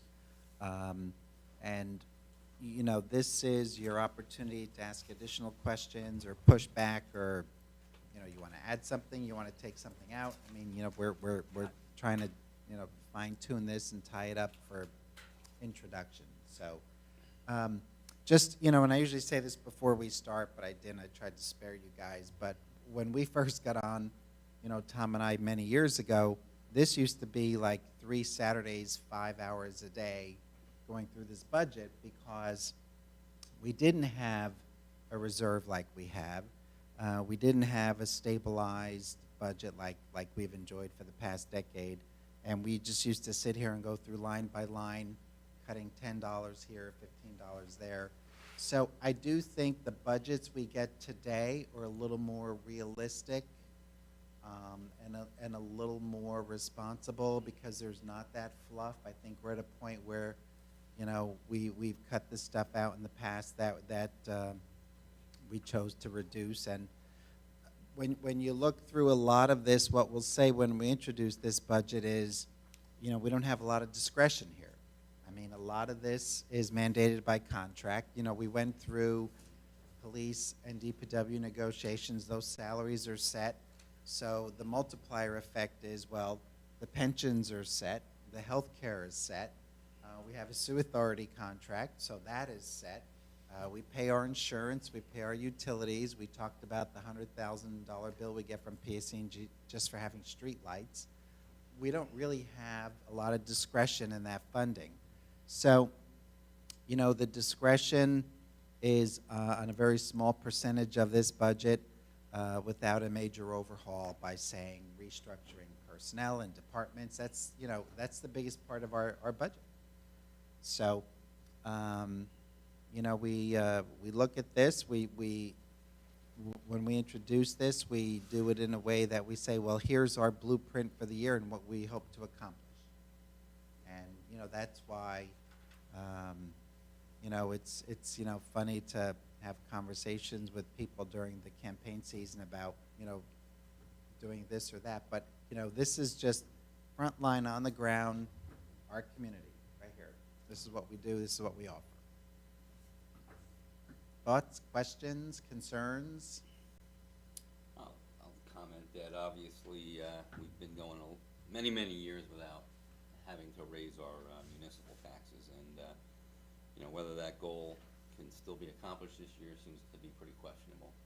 And I think as a group, we need to understand that. I think, especially the new people coming in here. I mean, it's very disappointing, I'm sure, to think that, hey, here I am doing this the first time, and, the guys before us and the gals before us were successful in not raising it for 10 years, but, stuff starts to catch up. I mean, you can dive into reserve and throw a bunch in there, but I think, Don, you explained it pretty well about, you're kicking the can down the hill, it's gonna come get you really bad if you don't deal with it now.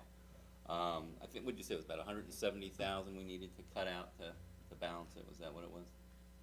And, there's some things in here I think we can tweak a bit, but I don't know if we're gonna get there. Yeah, my sense is that it's not an issue of appropriations, but an issue of not enough revenue. And the question is, are we maximizing our rate goals now? And what's the long-term plan so that we're not raising taxes every year for the next 10 years to try to balance this budget without coming out of surplus? Right now, it looks like that's our only option.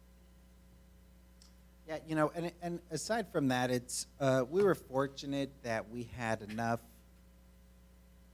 retirements and people leaving service at the higher salaries and replacing them with people at lower salaries.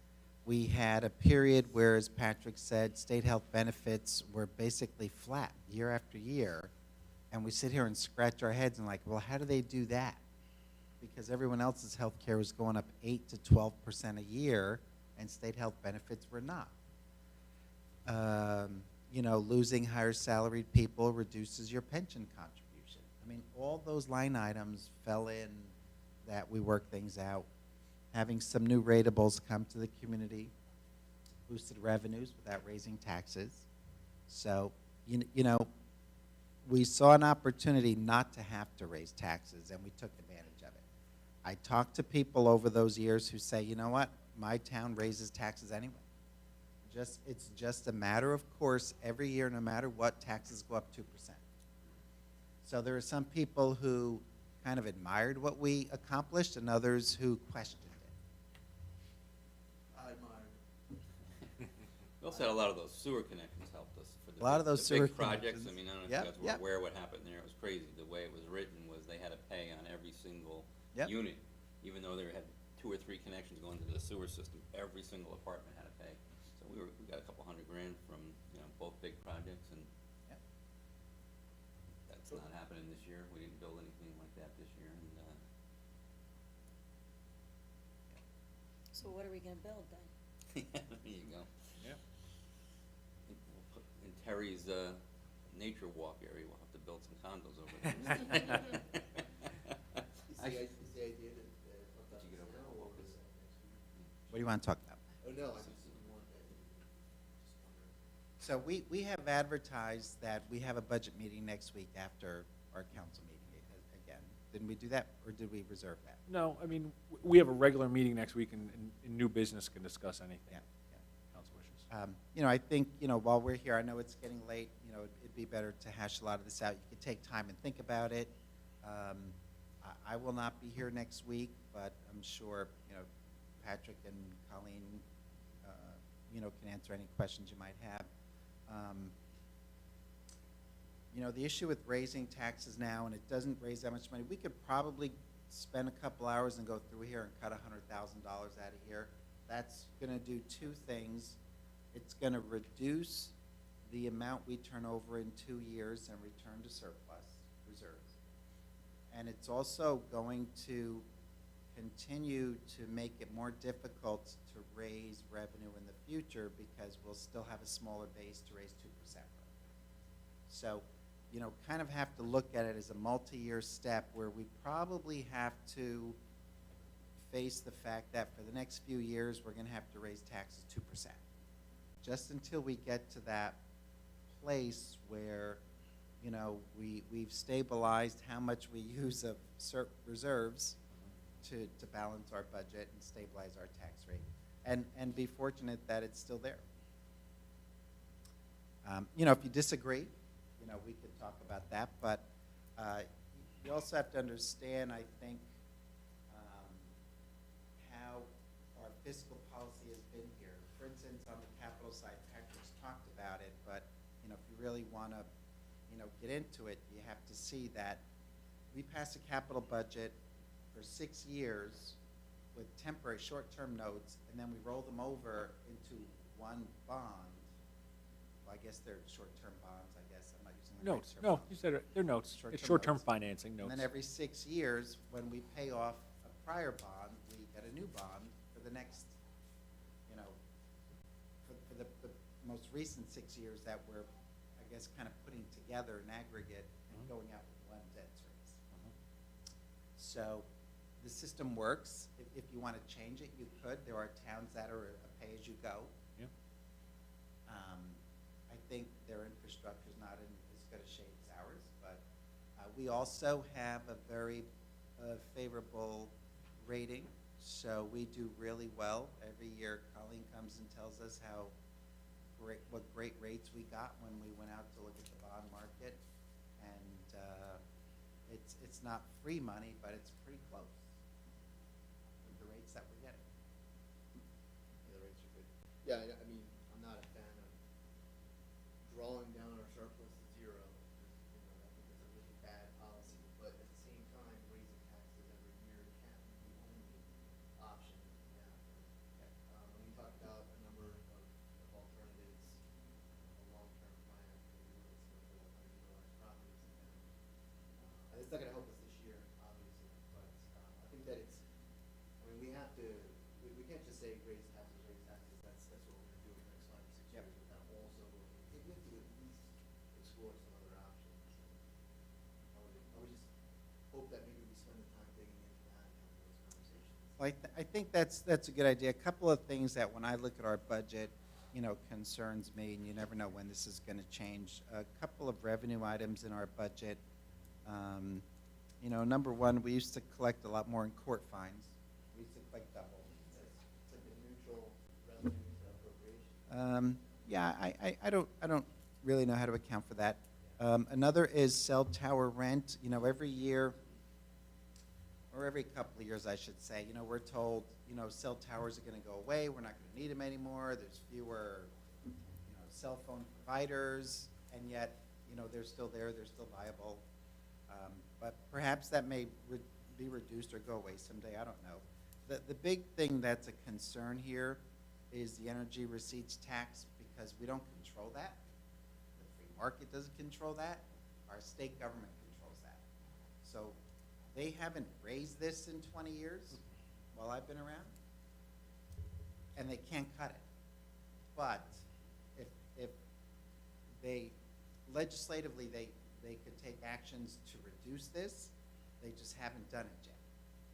So this is a scary line item for me every year. Yeah, I mean, I think there's some years we've held our breath and it's like, did we get the money yet? It's like, okay, is it coming? Well, we hope so, because it's like $2.4 million. So I think it was 2.6 when I first got on council. The state cut it as much as they're allowed to by law. They have to change the law to reduce things further.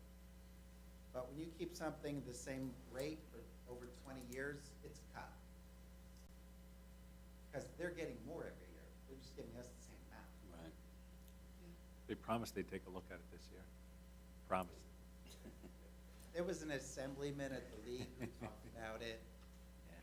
You could tell he was the freshman. Yeah. Yikes. I'm never gonna Another do thing that. that we did to cut our revenue was we gave the Tamaron a significant tax reduction due to the, I guess, I don't know how you wanna look at it, I guess due to the fact that they've got, little to no school-age children, gotta be 55 and over.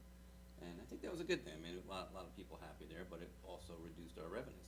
And that was like 10 years ago, maybe, or You 8 know, years ago? I think really what happened was their values were depressed, so they were appealing in large numbers every year, so we Yeah. kind of did a reval, or I don't know that was what it was. We settled an assessment with them for the whole property. They compared them to properties around here and found out that they were paying more. Yeah, what year was that? It was like, It was, it's gotta be about eight, Probably 10 8 years ago.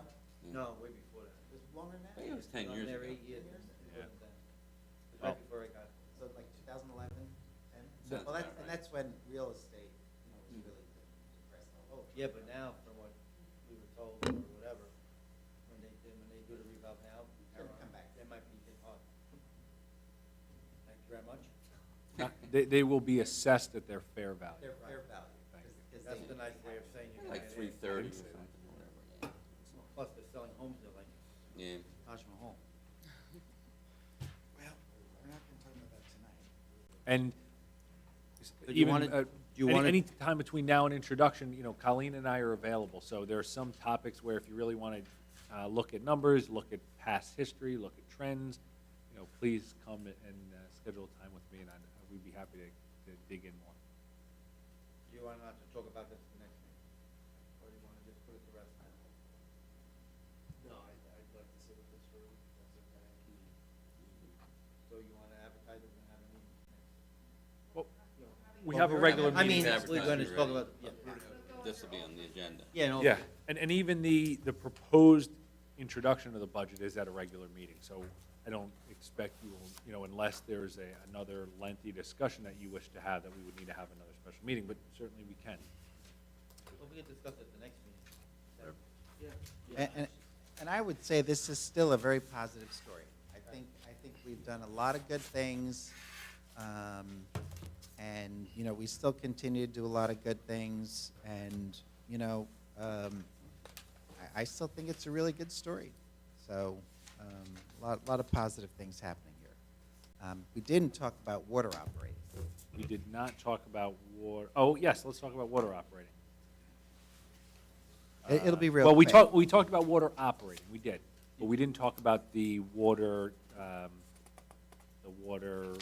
comparing revenues to expenses Right. and what the rate would be. Okay, so if you go to water, what's that now? Yeah, we compare 2021 and 2022, salary and wages about the same. That's even after the increase we had benefited from a retirement there. Other expense had gone down. We benefited from not having that rental for the treatment unit. These other items pretty much stay the same. And so the total water budget is down from last year about $155,000. We balanced that with what our rents and our revenues will be. The rents, so that's what we take in for water billing. It's very year to year. It depends a lot on how much rain we get and how much people are watering their lawns. And so you'll see, that number had gone from 1.7 million budgeted to 1.8 actual, 1.6 budgeted. We never really know what we're gonna get in that. So that it's typical for that number to be, to vary a lot from year to year and from budgeted to actual.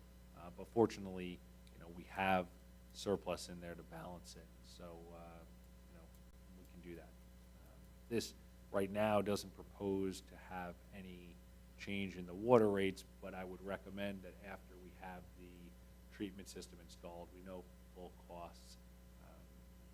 And we also recently finished our water system evaluation that spells out capital programs for future years. We should take a look at future year capital projects and our treatment system and decide if the rates are appropriate to support that. That can be later.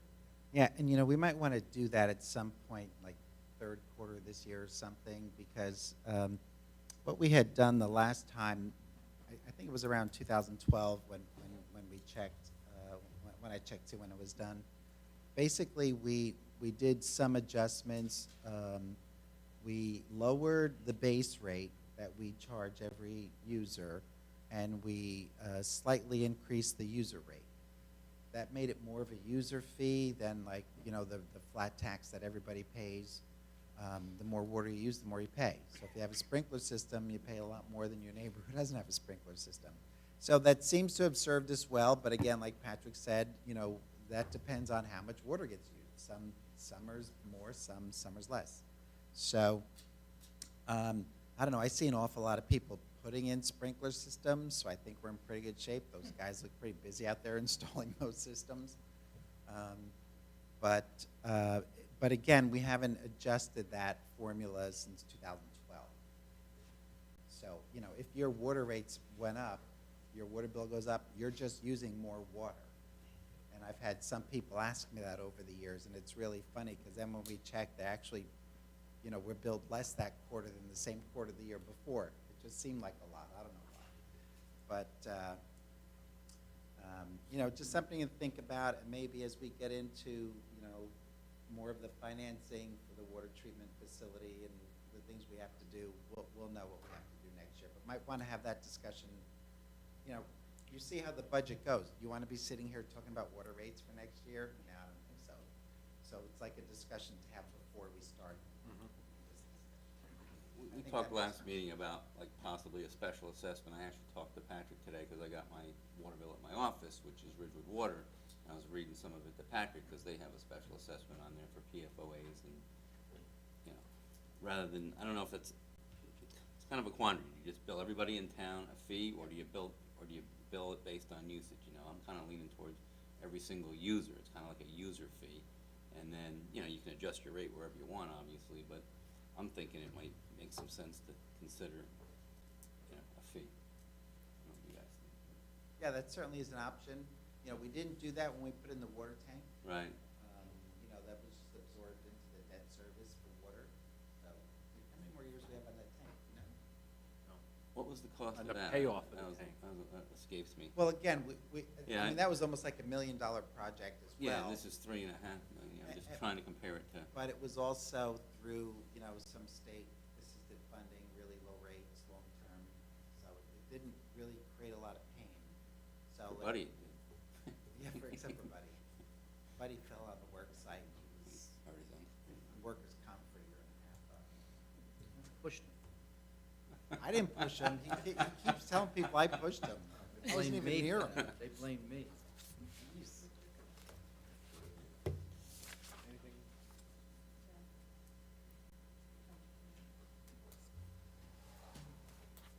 Okay, to review everything that you just did and want to discuss it next week. Yep. Do I have a motion to say goodnight? Motion by Terry, second by Mr. Mike. All those in favor? Aye. All those opposed?